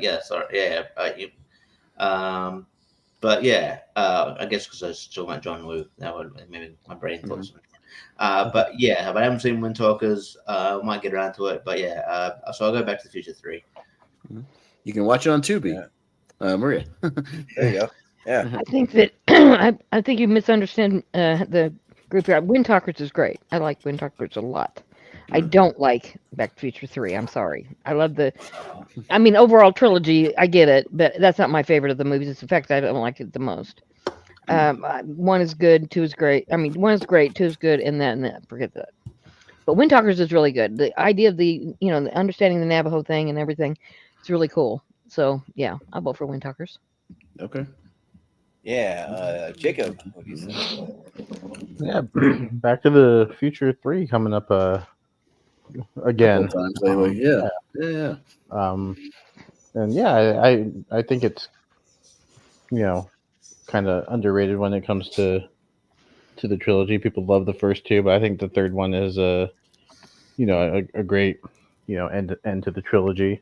I haven't really heard of Wind Talkers, so can't really speak on that. So I'll go Back to the Future Part 3. Also, I'm done with Fast Times at Ridgemont High, and I'm scrolling through Peacock, and apparently there is a musical called Happy Yummy Chicken about two men who create a musical based on a woman who sat in a fried chicken restaurant for 2 months. So when we're done, sounds like an SNL. I will be watching that. Yeah, right. It's like Happy Fun Ball from SNL. Yeah, and then the Clucking Chicken. Yeah, the Clucking Chicken. Yeah. And it stars Taryn Manning from Hustle and Flow. Next Godzilla poster, real quick. This is Godzilla, Mothra, and King Ghidorah, Giant Monstrous All-Out Attack from 2003. That movie is fucking loaded, but again, another great poster. So good shit. A long time. I got one more left after that, but going down to Rat Race and Troll Hunter. All right, which we brought up kind of recently. So life is nothing. There's nothing but a slap in the face. Yeah. It's good. Jordan. Yeah. Shoot, this one's hard because I really like Rat Race. Like I kind of, in a way, sort of grew up with it. I mean, I watched it like right when it came out, and rewatched it all the time. Like I think that that's great. Like I'm a fan of like a lot of the cast here, like Breckin Myers and Amy Smart and Seth Green, John Cleese, and Rowan Atkinson. Like it's a really like great cast. John Lovitz. I love the whole driving Hitler's car stuff, and then they like meet those girls with all the piercings everywhere and all that. Or like when John Lovitz's daughter has to go to the bathroom, and he's like, I gotta go to the bathroom, and then next scene you like see her like ass hanging out the window. He's like, Daddy, I'm prairie dogging it, and then she's like out the window. Yeah, he's like, prairie dog. What does that mean? Like, you know, when a prairie dog sticks his head in and out of the hole. But Troll Hunter like is so good. I think it's probably one of the best found footage movies ever made. Like it's just like that good. Like it's just really really cool. And like kind of have some things that are like borderline kind of action-y, like action like adjacent, and it's really good stuff. And yeah, like I've always wanted to just like try it. Like I don't believe in like Bigfoot and trolls and like all that necessarily, but just to go out on like a hunt, just like for fun, I think would be cool. I have a friend who has been out multiple times on like a Bigfoot hunt for one of those like Travel Channel shows or something like that. And she said, yeah, if you ever want to come, like I'll ask the producers and try and get you a spot. And so that'd be cool. But anyways, I'll go Troll Hunter. Richie. Yeah, I need to get around to Troll Hunter. I know it comes up here a lot. But that movie rules. You gotta watch it. It's so good. Yeah, it's good. Yeah. But yeah, Rat Race. I watch a lot. It's great. Great cast, and yeah, just a good crazy like sort of adventure film that DDP's in, but he's in deleted the deleted scenes. Yes. But yes, I'll go Rat Race. Mm-hmm. Like Wayne Knight and Rowan Atkinson, I like their thing. Like, you know what I got in there? Like the human heart is like a human heart. Like the way that he says it, it's just like just makes me laugh every time. But Maria, I think I don't think I've seen either one of these. I guess I would go with the troll thing because he looks menacing as hell. Yeah, and Rat Race is like a take on It's a Mad World. It's like that. Okay. Well, yeah, I Mad World is okay, but it's like 3 hours and 15 minutes. Forever long. Yeah. It takes forever to watch that goddamn movie. It's like tons of great cameos and yeah, lots of people popping up, but goddamn, is that movie long? Yeah. Jacob. Yeah, I haven't seen Troll Hunter either. So I'll get to it eventually. Sure. I love Rat Race though. I think it's hilarious. I think everyone, the cast is just great. It's been a while since I've seen it though. I need to revisit it because it's been a minute. But I'll go Rat Race. Yeah. Awesome. Yeah, that's a really close one because Troll Hunter, I think is one of the best found footage movies ever. I think it's so good. Even if those guys were just going around, and he was just talking about the mythology of the trolls and stuff, it would still be interesting, even if there wasn't any actual trolls in it. It's just fascinating. There's great shots of Norway, like it's beautifully shot. It just works really, really well. I like it a lot. And yeah, Rat Race, I saw 3 times in the theaters. I love Rat Race. That movie's hilarious. And it just bounces. It's really fast paced. So this is close, but I think Troll Hunter got into our lead aid of the found footage thing, which is cool. So I'll give it a Rat Race. It doesn't come up a lot. Let's give it a Rat Race. Yeah. So yeah. Rat Race. Did you ever see that Troll Hunter like the like sequel that came out or whatever? Like it's like it wasn't like a sequel. It was just called Troll on Netflix. I watched it. Yeah, it was good. It's actually good, huh? No, I liked it. It was just more of like a straightforward movie. It just wasn't a found footage movie, but it was good. Yeah, they kind of flow. They flow together. All right, so we got Toy Story and John Wick Chapter 3. Ooh. All right, interesting. So we'll go to Richie. Yeah. Okay. Man. Yeah. Right. Right. Yeah. Yeah. So wow. I still love both of these. Yeah, this is tough. I don't even know how to talk about either. I think if I made John Wick 3 my second favorite, just because the fourth one came out, and I'm sure if they ever do a fifth one, then the fourth one will be my second favorite, and so on and so forth. My favorite Toy Story is probably Toy Story 3. And then probably, again, this is probably annoying too, because it's probably, actually, no, I would say Toy Story, because Toy Story, the first one, is probably my third favorite of the franchise, and John Wick 3 is the second favorite of the franchise for me. I'll go John Wick 3, but it's close. Yeah, right. Sure. Maria, what do you say? Maria? She's She might be frozen. She's either sleeping or frozen. I think she's frozen. Yeah. Yeah. So we can go to Jacob. We'll come back to you, Jacob. Yeah. Yeah, I'll use the Richie logic. John Wick Chapter 3 is probably my second favorite. I think 4 might be my favorite actually. I think 4 is great, but for Toy Story is my favorite. So I'll go Toy Story. For some reason, I just had a funny thought. I was like, Maria's either frozen, sleeping, or dead. I don't know. One of them. Hopefully not the third. That would age really poorly if she actually was. Yeah, that'd be bad. Yeah. This would be a banned episode. But Austin. No, this is a close one because again, this is another theme of adult versus kid me.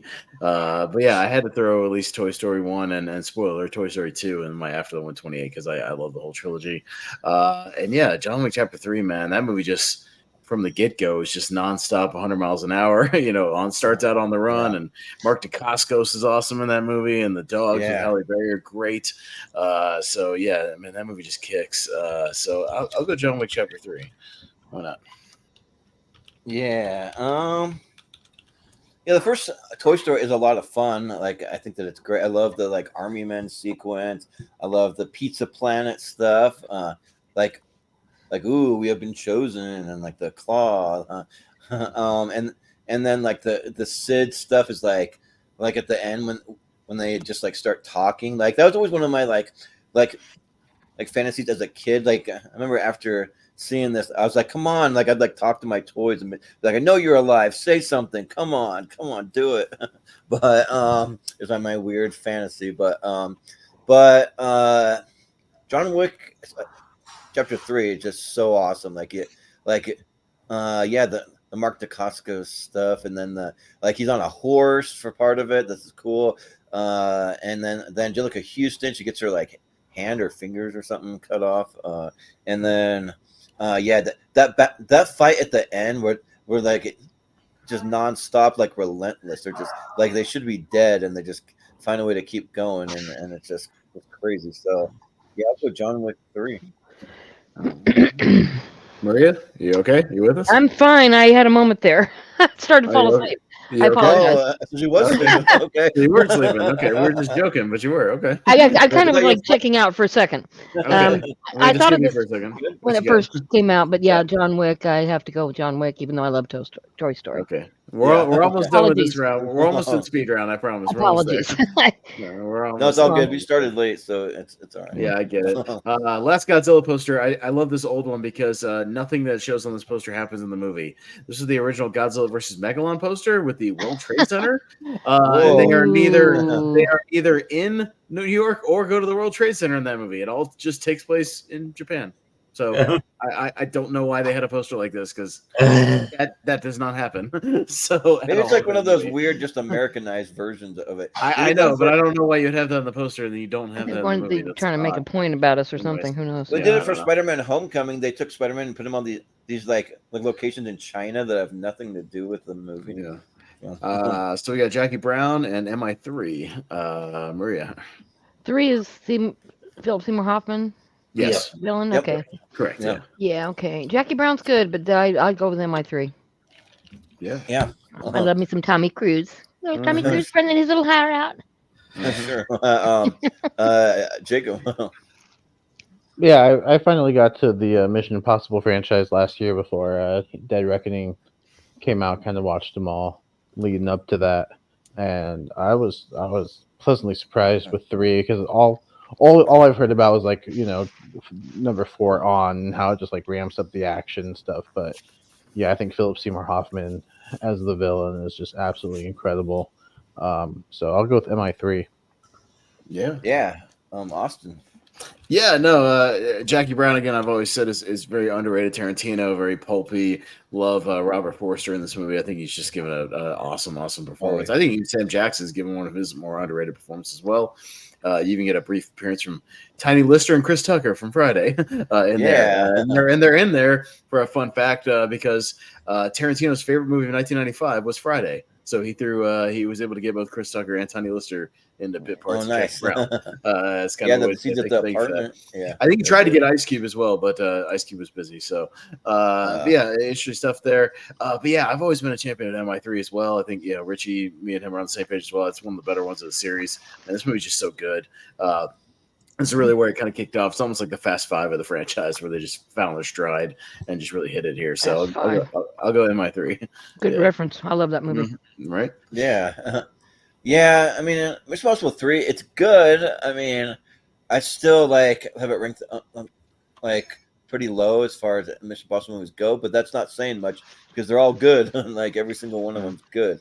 And but yeah, Jackie Brown, I was kind of late to only saw it maybe I don't know, 2-3 years ago, something like that for the first time. And yeah, that movie's awesome. Like I love Robert Forster. Like I think that he's one of my favorite actors that I discovered kind of later in life, like just seeing the stuff from like Breaking Bad, even Alligator. You sent me that, Austin. I was gonna say, I mean that's why I watch Alligator so much because even Tarantino said you could almost take his character from Alligator, which is a cop, and say that Jackie Brown's almost a spiritual sequel because he just becomes a bail bondsman, sort of half retired, and moves to LA. Right. And it's like almost the same character. Yeah, so rest in peace, Robert Forster. I definitely miss him. And Pam Grier, I don't know what she's been up to though. I don't know if she's been acting much, but I don't know. I wish she would, but she's probably pretty old by now. But yeah, I'll go with Jackie Brown. That movie's awesome. So yeah, it has a lot of shades of some Better Call Saul and Breaking Bad stuff in it, some of and Robert Forster's in that, so yeah, it's kind of interesting. But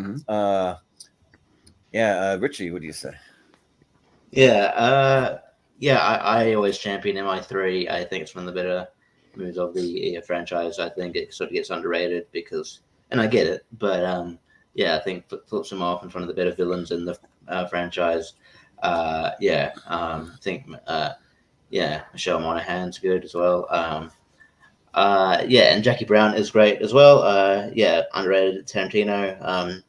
It's quite, definitely actually quite amusing in parts as well. I think so. Battle the underrated here, but I'm going to go the one I champion sort of more, I guess, which is MI3. But I own both of these. Yeah, for sure. Yeah, and is Michelle Monaghan's character still alive within that franchise? I can't remember. Yeah, she's still alive. They should bring her back for the final one. She will probably make an appearance in the final one because last time we saw her was at Fallout. Remember, she was at that camp with the new husband. Yeah. So with homeboy, what's his name from Hunger Games or whatever? It'd be a good way to bring it back. Yeah. Got the Sandlot and the Game. Jacob. Oh, interesting. Yeah. So now I'll play the childhood versus adult game because the game was one that I came to very late within the last couple of years. But the Sandlot is something I grew up with. But you know what? I feel like the game doesn't show up very often. So I'll show some love to the game. I think it's really good. Yeah. Austin. No, same thing. Childhood versus adult me, and yeah, no, I mean, I love The Sandlot. I know that movie back and forth, and everything about it. But yeah, I also don't see the game that often. I might be the only one who brings it up really ever until we get to 1997, I guess. I think this movie's great. I think it's a lot of fun. Great little thriller. I love Michael Douglas in this one. You basically just plop his character from Wall Street just kind of into this movie, and it's very similar. And yeah, it keeps you guessing kind of all the way through as to what's going on, and I really dig it. It fits right in with the 90s Fincher, so I'll go the game. Yeah. So I watched the game for the first time for this, and like it's really good. I really liked it. Yeah, it's got, I don't know, like kind of some Wall Street vibes, but kind of like more like crazy things like happening and stuff to them, and it kind of gets like psychological and stuff. But The Sandlot though is an all timer for me. Like I can almost quote that entire movie. Like if I was a dog as ugly as you, I'd shave its butt and tell it to walk backwards. or like, is that your sister in left field naked? And he's like really pissing off the other guy at the bat. Shut up, Porter. He's like, hey, just making some friendly conversation. Think you should go out with me? But it's really good stuff, and it's my favorite baseball movie of all time. Like it's just that good, and it's really a great depiction of like the 50s and just like back in like a simpler time when friends in a neighborhood just like went out and like rode their bikes around the neighborhood and they got into trouble, and even the like mom is like telling Smalls to like get out there and hop some fences, get into trouble, not too much, but some trouble, you know. And yeah, just like I really miss those days. Technology's kind of screwing up our youth, I feel like. So so yeah, I'll vote for The Sandlot. Okay, boomer. Yeah, right. I mean, there's good and bad to it, so yeah. But Richie. Screwing up those dang kids. I don't have no nostalgia for the Sandlot like a lot of the other guys do, but yeah, I like the game a lot. I'm a huge Fincher guy, and yeah, I think the game does get underrated. Look, I'm gonna vote for the game. Okay, stop fucking eating me. I'll go the game. All right, and I forgot that I decided David Fincher's now my favorite director because Taika hasn't done enough for me lately. So yeah. Anyways, Maria. The Sandlot. Excuse me. I was around that time period, but girls didn't play ball that much back then. I didn't mess with that. But the game, I remember being really you play surprised. Ball like a girl? Yeah, I played softball. Yeah. Excuse me, when I was in high school, but no, I didn't. It wasn't in high school. It was intramural because we weren't allowed to. Title IX hadn't happened, so there was no girls' sports at all. Yeah, so you just did it in gym class and had fun. Yeah. But I think the game was really surprisingly a real surprise the way how it played out. I thought it was really great. I didn't know it was David Fincher till just recently, so that was very interesting to find out. And I think it's really exceptional. So I think you're right, Austin. It doesn't get mentioned very often, but I think it's. For some reason, people forget it, but I don't know how they do because I mean, I still think about it every now and then. It's because it's in between Seven and Fight Club, so it just gets forgotten. That's right. You're right. That makes sense. So people forget about it. But yeah, it's really good. I mean, I wasn't a big fan of Michael Douglas. Other than Streets of San Francisco was on like reruns every night. I mean, you could watch it every night about 11 o'clock, and it was like you get to know him a lot. You're like, okay, I'm done with him. But he was really good in that, and I mean, Sean Penn, and yeah, it was really great. I thought it was really good. So yeah, I'd vote for that. Okay. Yeah. Cool. The game. Going on to Jackass 3D and the original Invasion of the Body Snatchers from 1956. Wow. Now we're talking. OG. That's right. Interesting matchup here. Two very different movies. Jackass 3D, I think I've decided is probably my favorite of the ones. I just think it has the craziest, most fun kind of stunts and pranks and whatnot. It's just a blast. I mean, I like all of them, but 3D is the most creative. I think they have a lot of fun with everything. And yeah, the OG Body Snatchers 78 is always going to be my favorite, but I think this original one is still a great sci-fi paranoia, kind of the Red Scare back in the day. And Kevin McCarthy's given a hell of a performance in this movie. So it's interesting, again, because it doesn't ever come up. I'll go with the OG Body Snatchers and see what happens. Jordan? Yeah, fun fact, 1956 was the year Elvis Presley released Heartbreak Hotel. So like it that far back, but yeah, I haven't seen it, but I do want to because that 78 one's really good, or 70. I can't remember. Yeah, 78. 78. Yeah. Yeah, and so yeah, I mean, I want to go.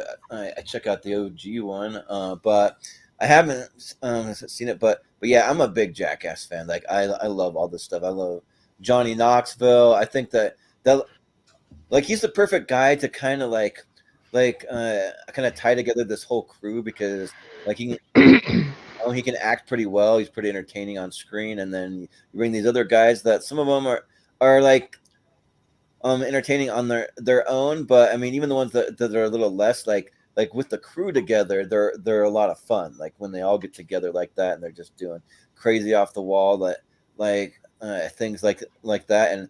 And like my prediction is we're probably gonna get a fifth Jackass. It won't be any of the original guys doing the stunts anymore, but like I'll bet we get another one, and I hope we do. So. They're talking about it, but it might be similar to Forever because I think the old guys are going to do part of it, but I know they want to do another one because they felt like COVID kind of inhibited a lot of the pranks and some of the stuff they wanted to do. So yeah, they're talking about doing a fifth one.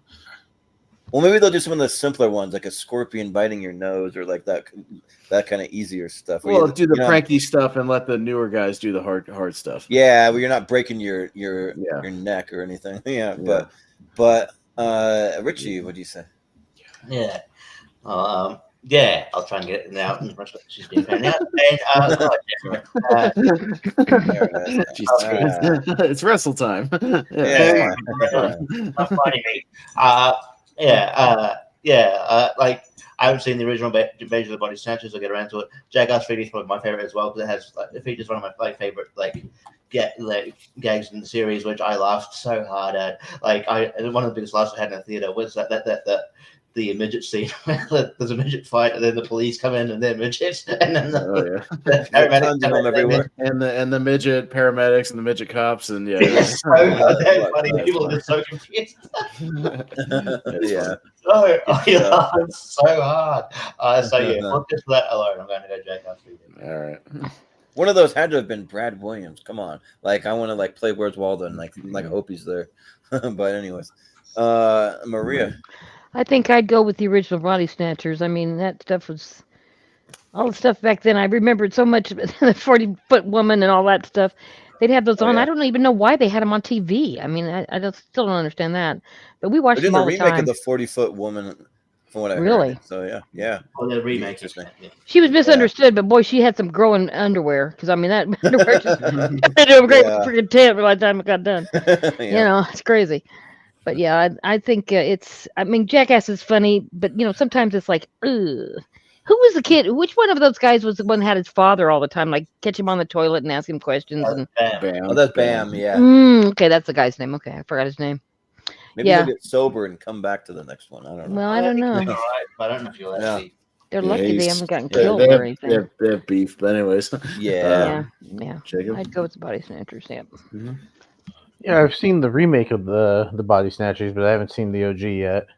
I like the Jackass movies. I think they're fun. They're entertaining. Those first three, like, I couldn't tell you what stunts happened in which movie. Same, but I like them. Mixed up. Yeah. I think they're fun, and I'll watch them. So I'll go Jackass.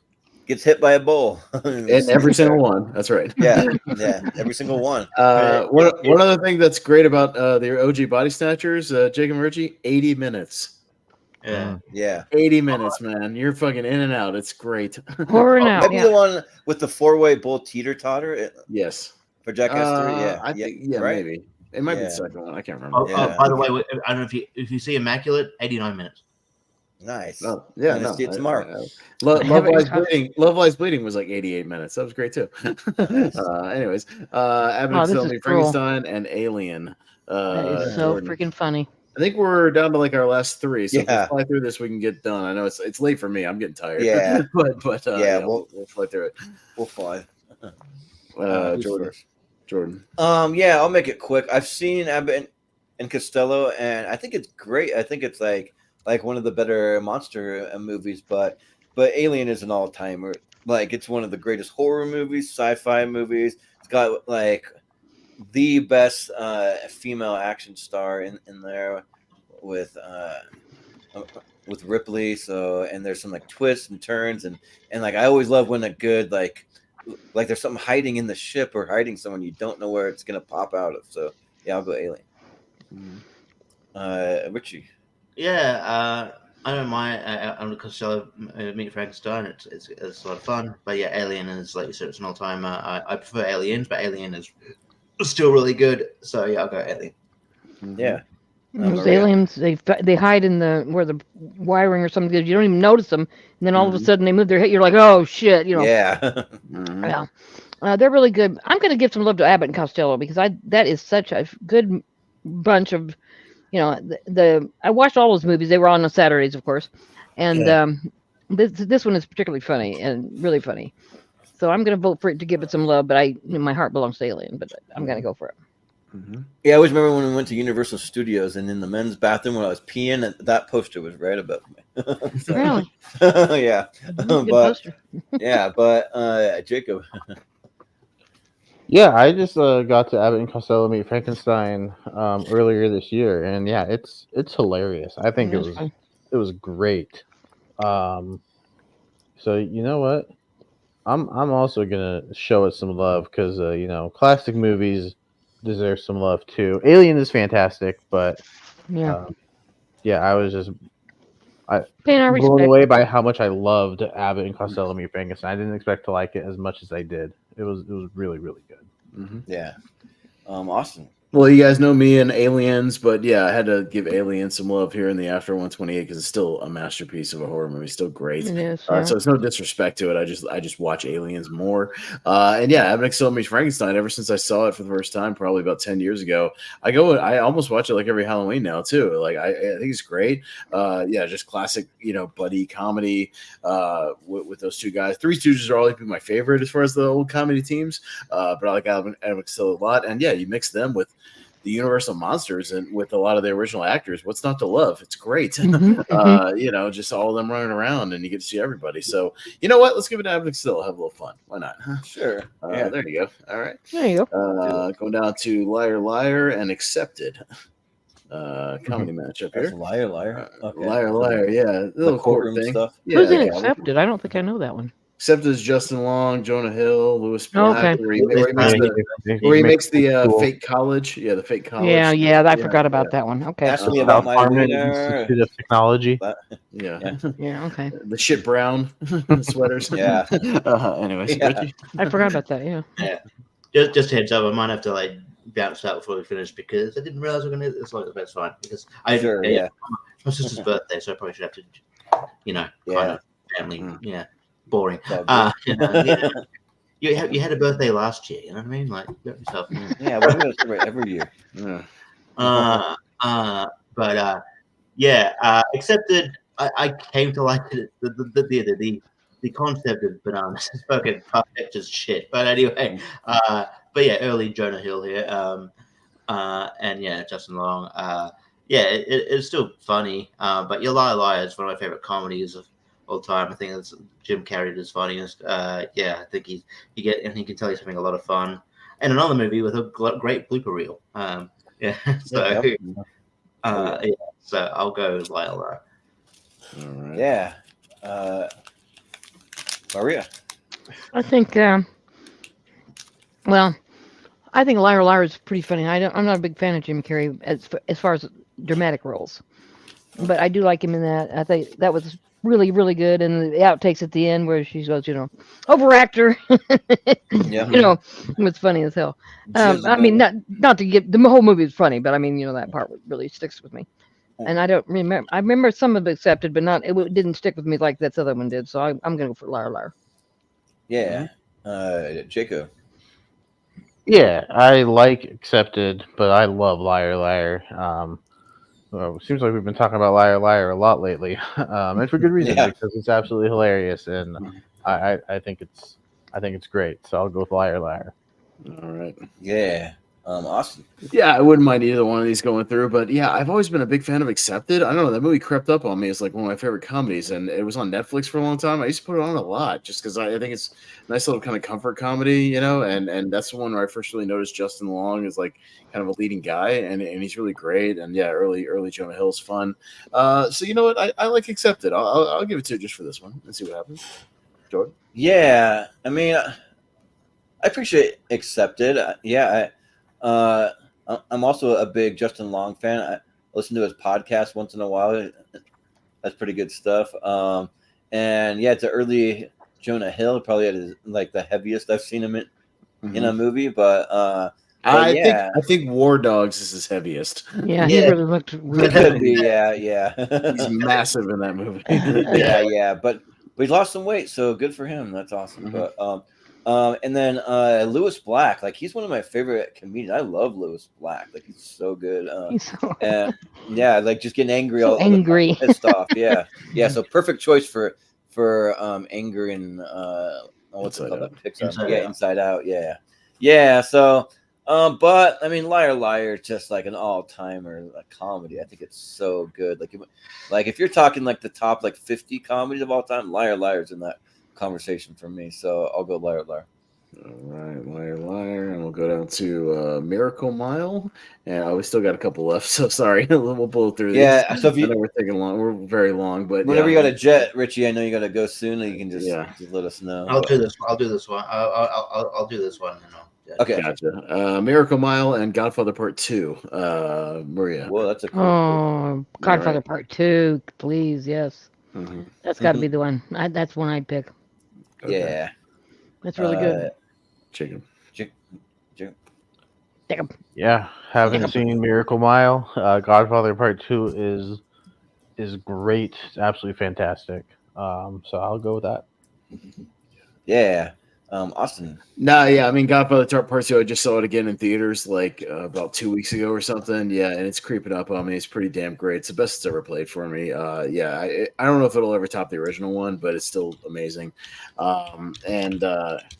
So yeah, I mean, I just wanted to at least champion Miracle Mile a little bit, just because it's a lesser known movie. It's one I sent Jordan on DVD just to be like, yeah, he like bought it for me and sent it to me. Yeah, because at the time it wasn't streaming. I think it's on Tubi now or something. It's a little more available. But yeah, it's another One Crazy Night movie with Anthony Edwards and a great little character actor cast. I won't even spoil what happens. It's just, let's just say he gets a strange phone call about something that might be going down in the next hour or so, and let the games begin. And it's something big, so I'll just leave it at that, and I'll champion it. So I'll say Miracle Mile. Why not?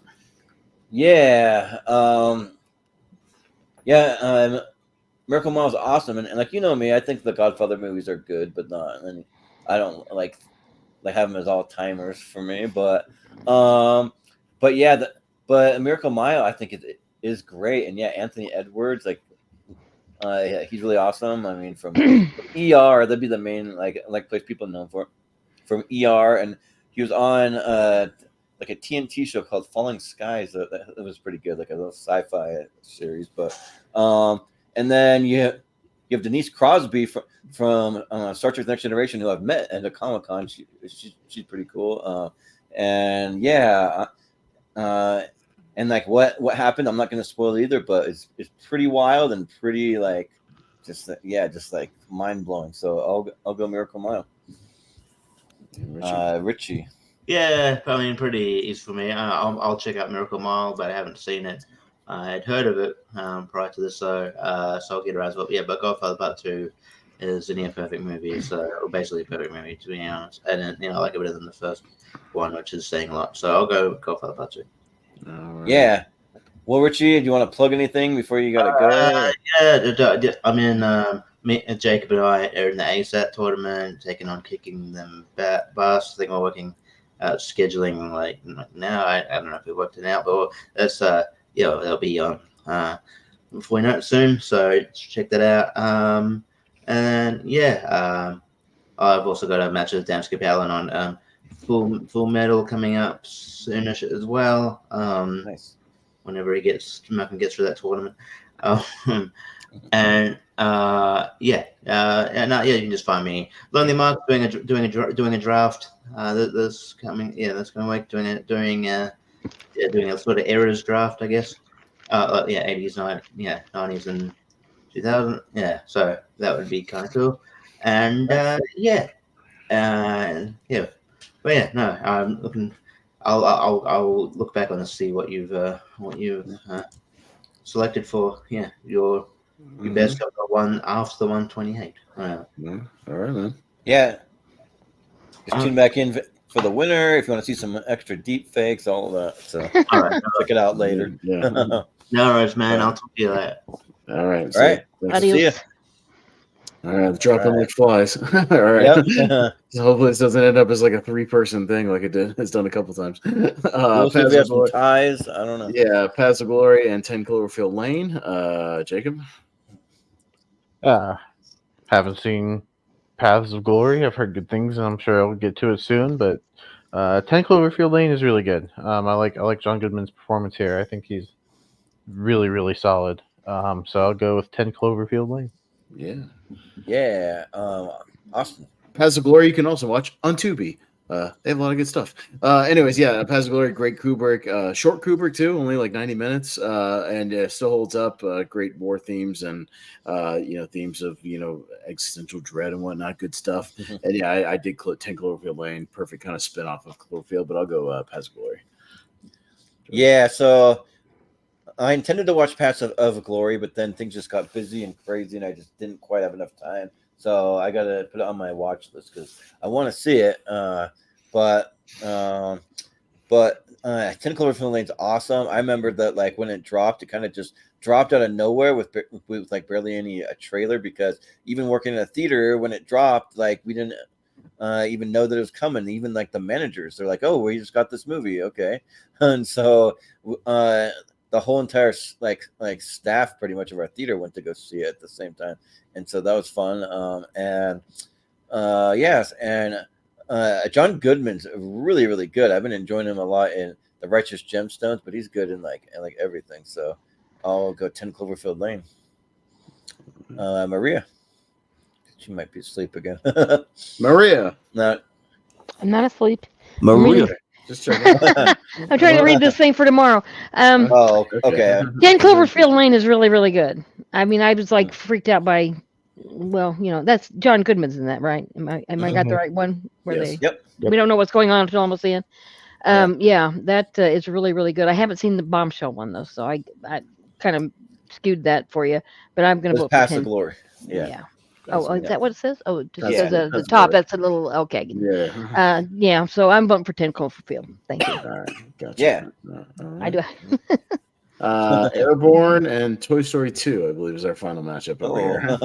All right. So, I'm up first. Yeah, again, Toy Story 2 is Toy Story 2. Not much explanation there. Airborne, another just kind of one that came on cable a lot. Yeah, it's kind of a silly, rollerblading fish out of water movie. The surfer dude, who rollerblades and whatnot, and moves to Ohio. But a fun little cast. Seth Green and Jack Black are both in that one. Playing fun characters, and it's a goofy, silly movie, and it doesn't get talked about a lot. So I'll vote for Airborne. Why not? Jordan? Yeah. Toy Story 2 is probably my least of the first three trilogy. I still like it, but it's good. But Airborne is a lot of fun though. I kind of want to champion that one. I only saw it for the first time just a couple years ago, and it was really, really great. Seth Green was on Neil Brennan's podcast called Blocks, and like they got into like a lot of his career and like personal life and stuff. And that podcast kind of like it just like skews away from the comedy, even though it's from a comedian, and they get into like real issues, almost like a therapy session, which I kind of appreciate that. And so it's cool to hear me talked about Airborne a little bit, and so I'll go with Airborne. And also shout out to that last the downhill race. That thing goes for like 10 minutes. Like it's pretty long. Oh, it goes for like 20 minutes. Yeah, that's really long. Yeah, it's crazy. Yeah, but Maria. Toy Story 2, is that the one with Lotso? No, Yes, Okay, that's 3. That's the one I dislike. Okay. 2 has Stinky Pete. Oh my Yes, God, Al's that's Toy right. Barn. How could I forget that? Okay. Yeah, I haven't seen the other one, but it looks like something that would be my speed.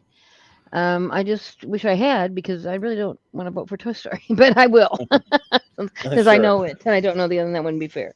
Sure. So Yeah. Jacob, what do you say? Yeah, Toy Story 2 comes up a lot. Airborne, it's come up a few times, but not very often. So why not? Let's show it some love. Yeah. All right, there we go. Airborne. Let's go. All right. So for you guys who are still here, which I appreciate, I know it's late. Yeah. It's late for me too. I'm freaking exhausted. I've had a Yeah. long day, and I got to wake up in about 4 hours. I gotta go to so medieval times tomorrow. So Yeah. I can't wait to have my half I chicken. gotta wake up in a couple Oh, nice. hours to go to work. But luckily, Jacob and I we pushed our things, so I can just go right to bed and sleep for 18 hours tomorrow if I want There you to. go. That'd be good. So, yeah. All right. I knew it would work out. No, it'll work out. It's fine. So we'll hit the speed round. We'll just get this done quickly and efficiently. So Okay. just hit it fast. So we'll start with Jordan, Good, Bad, and the Ugly, Big Short. I'll go with The Big Short. Big Short. Maria. Good and bad. And Good, bad, Jacob. and ugly. Jacob. Good, the bad, and the ugly. And I'll also go with Good, Bad, and the Ugly. So there we go. All right. Friday and Home Alone. Maria. Oh fuck. Home Alone. Home Alone. All right. Jacob. Home Alone. Home Alone. Yeah, I'll go Home On a Alone. Friday. Sure. Yeah. I'll go Home Alone, yeah. Of course. Jordan's going to go Home Alone. Of course. Yep. Of course. History of Violence and the Batman. Jacob. The Batman. Batman. You know what? I'll go the Batman. Jordan. Yep, I'll go the Batman. History of violence. What's the matter with you guys? No, Batman's good. No, Batman's good. I would vote for Batman too. I was just teasing you. Okay. Yeah. I don't mind You any gotta of these. weigh them. You gotta weigh them. You know what I'm saying? Yeah. They're all great. I don't mind whatever They are goes through. good. It's my turn. You love them all. Yeah. That's your deal. Return of the Jedi and the World's End. Me, I'll go Return of the Jedi. Jordan. Oh, yeah, it's got to be Return of the Jedi. Return of the Jedi. Okay. Clean sweep. Jacob. Clean sweep. Return of the All Jedi. right. Excellent. Cool Runnings and Forrest Gump. Jordan. Oh, no, this one's hard. I got to take my whole 10 94 seconds. battle. Yeah. Yeah, I believe so. Yeah. I think I got to go Cool Runnings on this one. Yeah. Okay. Maria. Forrest Gump. Okay. Jacob. Cool Runnings. You know what? I'll go Forrest Gump, and it's a tie, which we haven't had in a while. But I'm gonna go back to what I already had, which is me. So I'm gonna put together Forrest Gump. Why All right. not? Doesn't come up a Yeah. lot. It's So your I'll just game. be going up down the line. I love you, Jenny. All right. Godzilla versus Destroyer and Little Mermaid. Maria. Godzilla. Sure. Jacob. She's in everything. She's always around. I can't do it for you this time, Austin, but because I love Little Mermaid. I know. This is tougher than you, I think, for me. But again, just because I'm like 100% positive it's the first time this Godzilla movie's ever come up in a tournament Exactly. fight, so I'm going to give it to that. Jordan? Well, I can do it for you because I'd much rather watch an old Godzilla movie than The Little Mermaid. I mean, I do understand Little Mermaid's great, but I'm going to go Godzilla. Okay, fair enough. Nice. All right. Excellent. Movie That's that only fun. I've seen. Excellent. Yeah. Yep. Rush Hour and Psycho. Jacob. Ooh, Psycho. fuck. Psycho. All right. Psycho. Jordan. Do you understand the words that are coming out of my mouth? I got to go Rush Hour. Come on. Okay. Rush Hour. Rush Hour. All right. Tie to Jordan. We'll go back up to you. Yeah, let's give it to Rush Hour. Yeah. Okay. Rush Hour. Oops. Oops. Screwed up there. Sorry. Ooh. I'm sure Psycho's seen Now- this say, now it's game gone. before. I got it. Demolition Man and Oppenheimer. Me, I'll go Demolition Man. Jordan. Yeah. Oh, easy. Demolition Man. Yeah. Maria. I guess Demolition Man, although Oppenheimer's good. We all know that. Yeah. Jacob. Yeah. I would have went Oppenheimer. Yeah, that figures. Yeah, Demolition Man. All right, cool. Get some Stallone in there. It's almost fun to get these older movies Sure. up there. Back to the Future 2 and Iron Man, Jordan. Let's see. Back to the Future 2. Yeah. Okay. Maria. Iron Man. Are you crazy? I'm just teasing you. You like No. what you like. Iron Man for me. Yeah. Iron Man. Iron Man. I'll go Back to the Future Awesome. 2. So, Maria, down to you. Didn't I say Iron Man? I'm just saying you can stick with it or flip. Right. So if we want to stick Oh with it, no, I'm gonna be Iron Man. Yeah. it's a tie, so it goes to you. So Iron Man, that's fine. Oh, I'm sorry. I didn't understand what you were doing. I was like, "What are you Yes, talking about?" we had a tie. I know. so it goes to you. My brain cells are just dying. As I age here. We might have a lot of ties because we only have 4 people here, so I'm keeping track. Yeah, that's right. That's right. Yeah. Sorry about that. All right. I'll be more tuned in now. Sorry about that. That's fine. No, it's all Silence of the Lambs and Kill Bill Volume 1. Maria, no, it's on you. Silence of the Lambs for me. Okay. All right. Jacob. Silence of the Lambs. Yeah, I'll go Silence of the Lambs. Jordan. I'll go Kill Bill. Okay, Silence of the Lambs. Going down to Candyman and Back to the Future 3. Jacob? Back to the Future 3. Yeah, I'll go Back to the Future 3. Yeah, I'll go Back to the Future 3. And Maria? Yeah, I won't. I'll go the other way. Sure. Yeah, I'll go to that other Gotcha. one. Candyman. Candyman, yeah. Gotcha. Rat Race and John Wick, Chapter 3. Me, ooh, tough one. You know what? Fuck it. Rat Race. Jordan. I gotta go TikTok, Mr. Wick, John 3. All right. TikTok. Yeah. That was a good one. John Wick for me, please. Okay. I love And him. Jacob. I'll also go Rat Race. Okay. Ooh, and we have a tie up to Mr. Barber. I'll also go Rat Race. Okay. All sounds good. right. All right. Also, Yeah, will. Mr. Wick is A single. lot of 3s on this side. Back to the Future 3, John Wick 3, MI3. Yeah. MI3. Yeah, quite a few 3s. MI3 in the Boy. game. Jordan. You know what? I really liked the game, and I just watched it, so I'll vote for the game. Okay. Maria. The game. All right. Jacob. MI3. Okay. Awesome. You know what? I'll go the game because it doesn't come up very much. The game. Yeah. Sure. All right. Let's go. Another third one. Jackass 3D. And it's the side of 3s. Jackass 3D and Abbott and Costello. Maria. Abbott and Costello. Excuse me.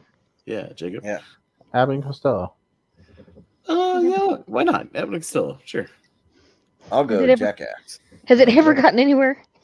The Costello? jacket. Oh no! I mean, I think it's gone through once or twice. Oh, has it? Okay. Not to like an Elite 8, but I think it's made out of a first round once or twice. Yeah, nice. I like it. We did the horror comedy one. It did okay in that one. Yeah. Awesome. Liar Liar and Godfather 2. Jacob. Oh boy. Oof, right? This is actually tough. Yeah, actually, it's everything I think. Right? 2 completely different movies. But it's tough. Liar, liar. Okay. Yeah. Godfather 2. Jordan. Yeah, let's go. Liar, liar. Yeah. All right. Maria. Godfather 2, please. Okay. We have a tie. Oh, somebody else's turn. Thank you. I'll flip. Liar, liar. Oh, yeah. All right. 10 Cloverfield Lane, Airborne. Reed. Me, Airborne. Jordan. Yeah, I'll go Airborne. Maria. Airborne. Yeah. Jacob. Why not? Airborne. Airborne. Yeah. Why not? Airborne. All right. So next will be the Elite 8. I know I'm behind on the polls. I'll get back to them soon. I promise. Yeah. I'm sorry. I get lost. I forget to download the pictures and do it again. I did my poll the last time I Poll's was gonna be great. I know. I got to get to that one. I'm sorry. I still have the paper next to me. I'll Yeah. get to it this weekend. It's all I'll good. post some polls. Good, No Bad, worries. the Ugly, and Home Alone for the Elite 8. We'll go to Jordan. Oh, Home Alone, for sure. Okay. I made my family disappear. Maria. Home Alone. Okay. Jacob. Yeah, Jacob. I'll go Home Alone. All right. Go Good, Bad, the Ugly, just because. But Home Alone into the Elite 8. Fair enough. But trust me, I've seen that movie 9,000 times, so it's fine. Yeah. The Batman and Return of the Jedi. Maria. Return of the Jedi. I haven't sold a nail of it all today. Gotcha. Jacob. Yeah. Yeah, Return of the Jedi, but it's actually close. Yeah. Yeah. Pretty close. Austin. Return of the Jedi. Yeah. It's a trap. Return of the Jedi. It's a trap. Okay. So far, it's the battle of the movies I owned on VHS as a kid. Home Alone, Return of the Jedi. Nice. We'll see if we keep that up. Forrest Gump versus Godzilla versus Destroyer. The Jacob. VHS has always had those nostalgia commercials before. Yeah, right. Yeah. Jacob. Oh, Forrest Gump. Mhm. Okay. Man, yeah. Fuck me. This is really tough. Shit. Godzilla. Why not? Just because I'll be the only one who votes for it. That's fine. Yeah, sorry. This time I got to go Forrest No, Gump. it's fine. I know it's coming. It's all right. It's Don't worry okay. about it. It's Godzilla. Let's get Godzilla to go. okay. But it's not my tiebreaker. Though. I know. It's Jordan's tiebreaker. Yeah. You know what? I'm not like that attached to Forrest Gump. Let's go Godzilla. I'll flip it. Okay. Sure. All right. Let's say because Forrest Gump has had chances. This poor Yeah. Godzilla guy's Well, never going to. I was going to say it would have continued the trend though because I also had Forrest Gump on VHS, so that would have kept the theme going. There you go. Okay. Had that one gone through. But Rush Hour and Demolition Man. Me, I'll go Demolition Man. Jordan. Hey man, where'd Juntao at? Let's go with Rush Hour. Maria. Rush Hour. Let's do it. Juntao. Jacob. Rush Hour. Rush Hour. All right, Rush Hour. Not VHS, but again, one of my first ever DVDs, so pretty close. So Nice. Kind of continuing the theme because it was one of My first last VHS I ever bought. Yeah. On the other side, Actually, that was Rush Hour 2. Sorry, I forgot. Yeah. Iron Man and Silence of the Lambs. Jordan. Let's go with Iron Man. Okay. Maria. Iron Man. Iron Man. Jacob. I'll go Iron Man. Yeah, probably the one I've seen more times. Iron Man. So Iron Man in there. Okay. And I promise, by the way, whichever one wins, I will watch this week. So Okay. yeah, because I've got some time this next week. I'm gonna watch mine on Sunday. I haven't gotten to it yet. I'll end up like whatever it is. I'll watch it at the gym over the course of the week. You know what I mean? Like 30 minutes here, 30 minutes there. I'll just watch it over the week. I gotta watch Apocalypse Now, which will be okay. fun. Yeah. Back to the Future 3 and Rat Race. Maria. I guess Rat Race. I haven't voted for that. So Okay. Rat Race, I guess. Jacob. Back to the Future 3. This one's close. Back to the Future 3. Yeah, Rat Race is a lot of fun. It's probably more rewatchable for me, but I'll go Back to the Future 3. Okay, Back to the Future 3. It works for my Western motif. It'll be the one Western that gets in there. Fine. Yeah. So we got The Game and Abbott and Costello. Jacob. Let's go Abbott and Costello. Okay. I like it. Love them both, but I'll go The Game again, just because it doesn't come up that much. Yeah, and I forgot how cool that poster is too. I'll go with The Game. Yeah. Abbott and Costello. Okay, we have a tie. Maria, it's on you. Abbott and Costello. All right. I love it. I love it. I love it. I like doing these things when they turn out crazy. No, Yeah, cool. yeah. I got a nice mix of stuff so far. I like it. Yeah. I'll recap it in a second, but yeah. Liar, Liar, and Airborne. Oh man. Yeah, this is a tough one. boy. Get a little anarchy sort of this tournament. Maybe, but it's fine. I'll go Liar, Liar. Why not? Jordan? I don't mind. I'm gonna go Airborne. The movie's just a lot of fun. Yeah. Well, stay in your seat for now. You can go Airborne later. Yeah, right. Maria. What's the other Airborne one? guy. What's it fighting? It's a Liar, Liar. Liar, Liar. Okay, yeah, I'll go Airborne. Okay. Yeah. And Jacob. Liar, liar. I'll be a Liar, Liar. nonconformist. All right, so we have another Yeah. tie to Mr. Barber. What you got? I'll stick with liar, liar. Okay, Liar, Liar into Pants the on 8. fire. All right, so my Elite 8 so far, we have Home Alone, so family films. We have Return of the Jedi, a little Star Wars. Got a Godzilla movie in there, so I'm happy about that. Got Rush Hour, one of my first DVDs, a buddy cop action movie. Got Iron Man from the MCU. Got a Back to the Future movie, but it's the third one, so that's fun.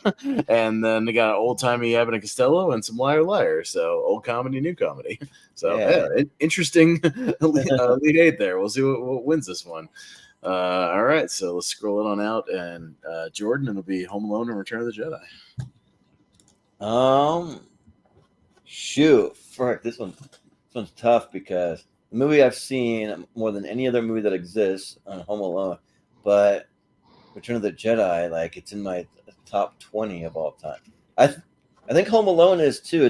But it's at number like literally 20. So I think I got to give it to Return of the Jedi. Okay, Maria. Maria. Maria.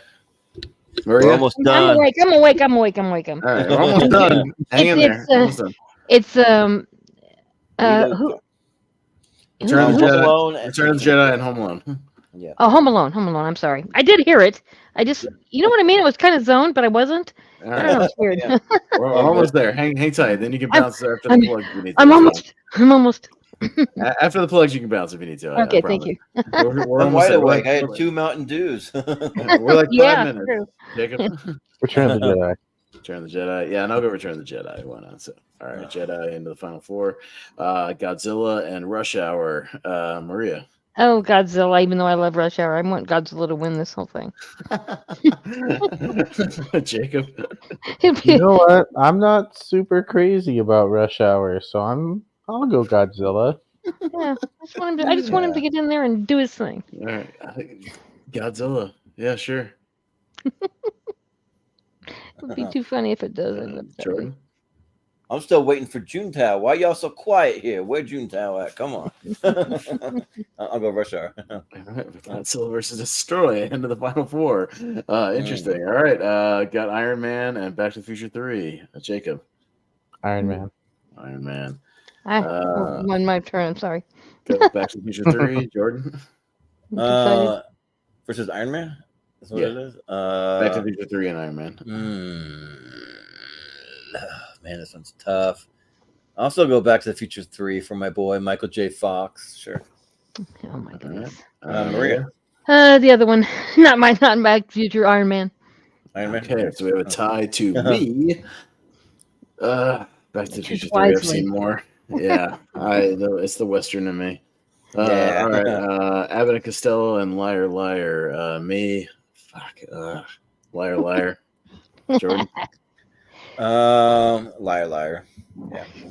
Maria. Abbott and Costello, you guys are just no fun. I like Liar Liar's a lot of fun. That's why they're here. Yeah. That's why they're here. I like That's both true. of them. He's on. Yeah, I have been on there before. I forgot. I forgot Yeah. he had been on there. Yeah. Okay. I'm trying to pick the underdog. Jacob. Yeah, as much fun as I had with Abbott and Costello, I've just seen Liar Liar a handful of times more, so I'll go Liar Liar. Yeah. All right, Liar Liar. All right, so we got a Star Wars movie, a Back to the Future movie, a Godzilla movie, and a Jim Carrey comedy.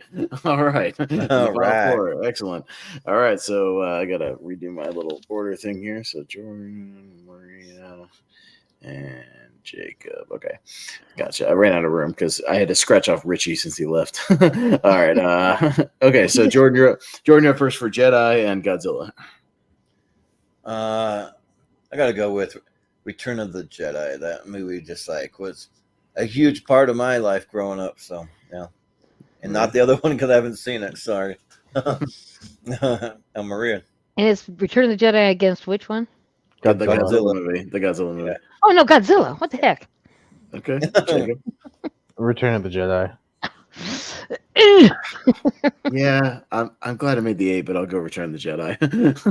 Yeah. So Jordan would have had the tiebreaker anyway, so it wouldn't matter. I hope you understand. I hope You would have recognize- voted for Jedi, so I'll let him have the tie for. It's when Luke gets his freaking green light Just saber so and you know his, that I have his supported black you Jedi robes and all that stuff. and your Godzilla to no avail. And a little behind the scenes, I just watched Godzilla vs. Destroy like 2 weeks ago because I did a review with Jacob Cameron. So I've watched that one very, very recently. Okay. So literally. All right. Back to the Future 3 and Liar Liar. Maria. Liar, liar. Liar Liar. Jacob. Liar Liar. Okay. I'll go Back to the Future. Jordan. I'll go Back to the Future. All right. Jordan's got the tie.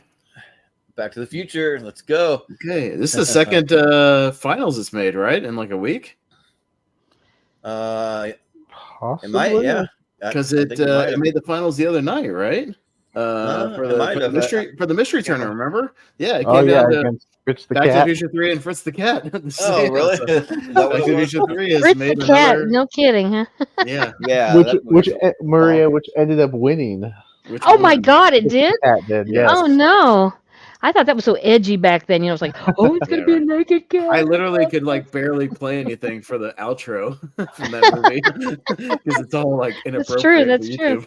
YouTube. Yeah. Anyways, but our finals here. Oh, scrolling a little bit.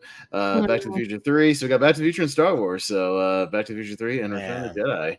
So yeah, two that I had on VHS and watched a hell of a lot, and both third part. So yeah, they're both finales. Yeah, so it's both the appropriate. third part. Yeah. Yeah. So here we go. So which one's the better one?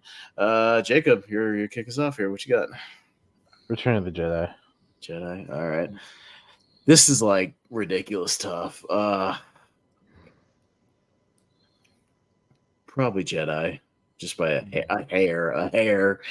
Yeah. Jordan. Yeah. Jedi's just got like more memorable characters, cooler weapons, and fight scenes, all that. So yeah. Maria. I think I would go for Return of the Jedi.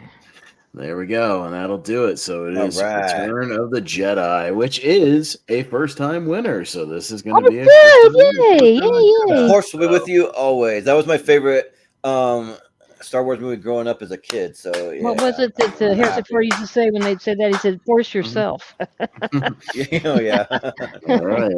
So it looks like I'll be. Hey, it's a breezy movie to watch, and it's been a little while since I sat down and watched Jedi all the way through. So I'll it's check all it out. good. This week. It's all So good. easy to watch. They're on Disney Plus, so put that on at the gym. Oh yeah, no problem. Yeah. There we go. All right, hey, it's appropriate enough. I've seen it. That's another one I've seen 1,000 times. So it makes sense. And totally. When you were talking earlier about having stuff on, do you have stuff on at the end of the? I mean, like when something comes on or you put it on, just a comfort movie that you can hear it, you know exactly what's happening and all that. That's I do that a lot. Yeah, both of those movies that were in the finals right there, Back to the Future. I mean, the whole thing, the whole trilogy of Star Wars. Like, I had them on VHS, so I know those movies like dialogue, even like Back of your hand, front to back. Like I could recite everything. Yeah, no, 100%. So yeah, I've had those. And the VHS version of Return of the Jedi, it has the right Ewok song at the end. Not that. Yes, the Yub Nub song, and the better Jabba the Hutt Palace song. The not the Jedi Rocks bullshit, but the original good one. Yeah. I'd say if we weren't doing the deep fake thing, I would play the actual original song from the Jabba Palace because that song's awesome. Yeah, from the Jabba. Oh, wow. Yeah. I'd love to hear that. Yeah. So, all right. Well, fun. Thank you. All right, let's wrap it up. Maybe keep the plugs just a tad shorter, Jordan, tonight, just so we don't run out here all night. Yeah, I'm very tired. I'll just say what's coming up in the next week or something. In the next week or two, yeah, that's fine. Yeah. But that was a lot of fun. So we'll just keep on plugging along with people's wherever they're at. If you've done if you haven't done 64, you can do that. Like Maria will have hers soon. And then Jacob, you may be one of the next one up for an after the 128, so you can kind of just start thinking about that. We'll try to plug it in the schedule, and then me and Austin might be done for a while, but we might find some way to still talk about something down the road. We'll brainstorm some stuff, So I thought about maybe a worse stuff, but I don't know about that. We'll see. But we'll do some plugs. So Maria, where can we find you? I have a team thing. Well, I have some stuff coming out.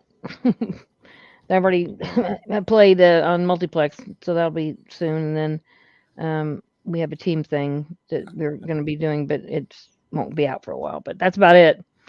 I'm just hanging around, going here and there. Thanks for letting me play tonight. It was fun. I'm sorry I kind of checked out. I wasn't trying to on purpose. I was really trying to stay awake. No.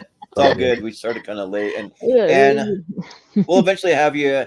You're part of the Seen and Heard Movie Trivia Tournament, but that's just like a slow and steady tournament that goes throughout the year. That's fun. Whenever your match comes up, we'll let you know, and then I appreciate have you on for that. Yeah, I didn't remember this one until you said the thing, and I went, "Oh, crap!" I said I do that, didn't I? Right. But no, Jacob, what do you have going on? He's busy. Yeah, you can find me here most of the time. Podcast about movies where we're pushing it to to Sunday, but we'll be So talking. Jacob can go to the movie theater and watch some stuff. I gotta go watch some stuff, and I have more time on Yeah. Saturday than I do on Sunday. So Yeah. I'm By also the gonna way, go watch some, quick fun some stuff at the fact: theater. Return of the Jedi, first Star Wars movie that's ever won a tournament here on Tournament Fights. Really? Really? one? I That's just surprising. double picked the whole list. Empire's never won. It's come close much times. Original one's never won. Rogue One's never won. No Return of prequels? the Jedi. It's the first time a Star Wars movie has taken a No tournament. kidding. Weird, right? Well, I feel Yeah. I feel Rise of honored to have been a Skywalker part of had it. its chance the other day. So Yeah. Anyway. Sorry, Yeah. Jacob. I didn't mean to cut No, you off. you're Go good. ahead. Right. Yeah. yeah, no, So podcast about movies Sunday.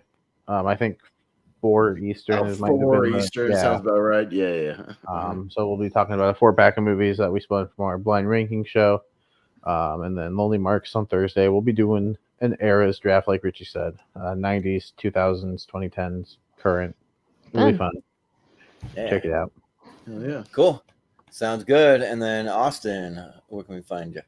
Yeah, no, I mean, obviously, mostly here, podcast about movies, which Jacob just told about. So I was rewatching Mars Attacks at the gym today. Not that I needed to, but just because it was Why not?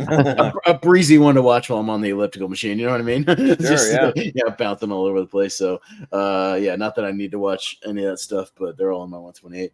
But yeah, and I got some trivia coming up next week, but it's not out yet. I'll plug it when it kind of comes out.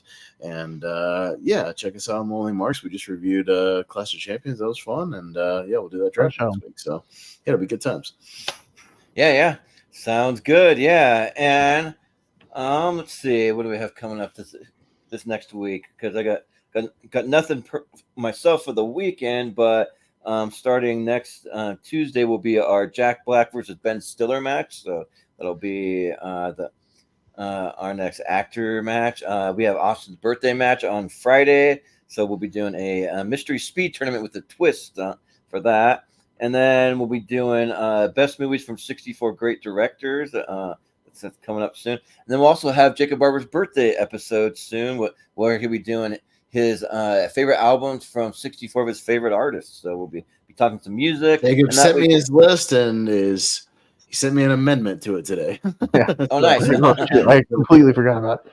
But it's all I good. had to. It was one that was on the cusp when I re-listened to it today, and I'm like, No, looking over your list, and yeah, we'll probably share that one just in case some people want to listen to some stuff, before that episode. We'll set the I should definitely but do that. I've heard about probably 75% of the list, or at least I'm familiar with it. So yeah, some good stuff on there. That should be interesting.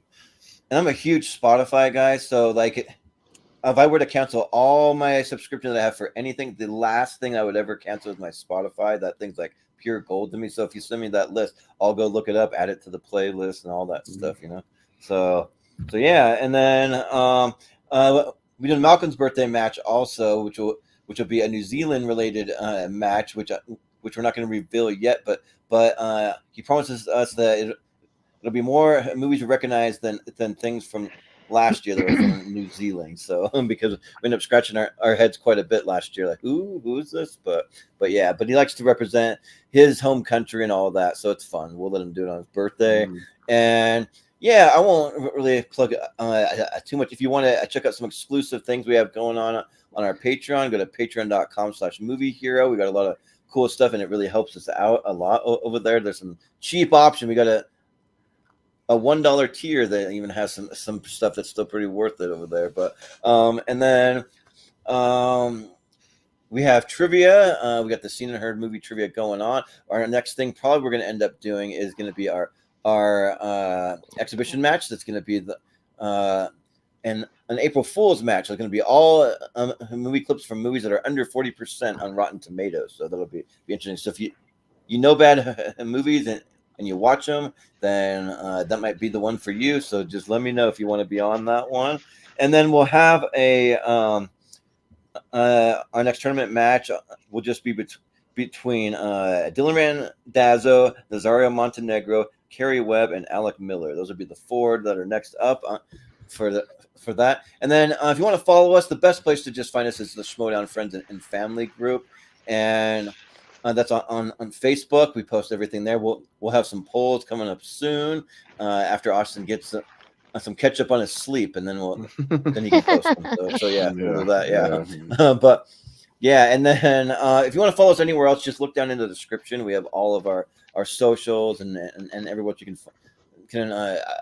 follow us, and we try to update it as regular as we can. So yeah, and if you haven't subscribed to the channel, if you hit the subscribe button, yeah, what's wrong with you if you haven't done it yet? Yeah, definitely do that. And then if you're already subscribed, then just share it out or tell a friend to subscribe. Do that because that really helps us out quite a bit. And I think that's gonna do it. And before I give everyone the outro, I'm gonna share my screen for some extra deep fakes, which just bear with us for a second because I think I got this down. Usually I share a tab, but this is like sharing my my window here that I have. You can get a little preview of what the first one is. There you go. All right. There we go. Let's see. Yeah. And then for Maria Hammon, for Jacob Barber, for Austin Pez Howell, for Richie Goodacre, for JPO, Jordan Owens. I've been Jordan, the movie here, Anderson, and we'll see you next time. And you can go ahead and share that.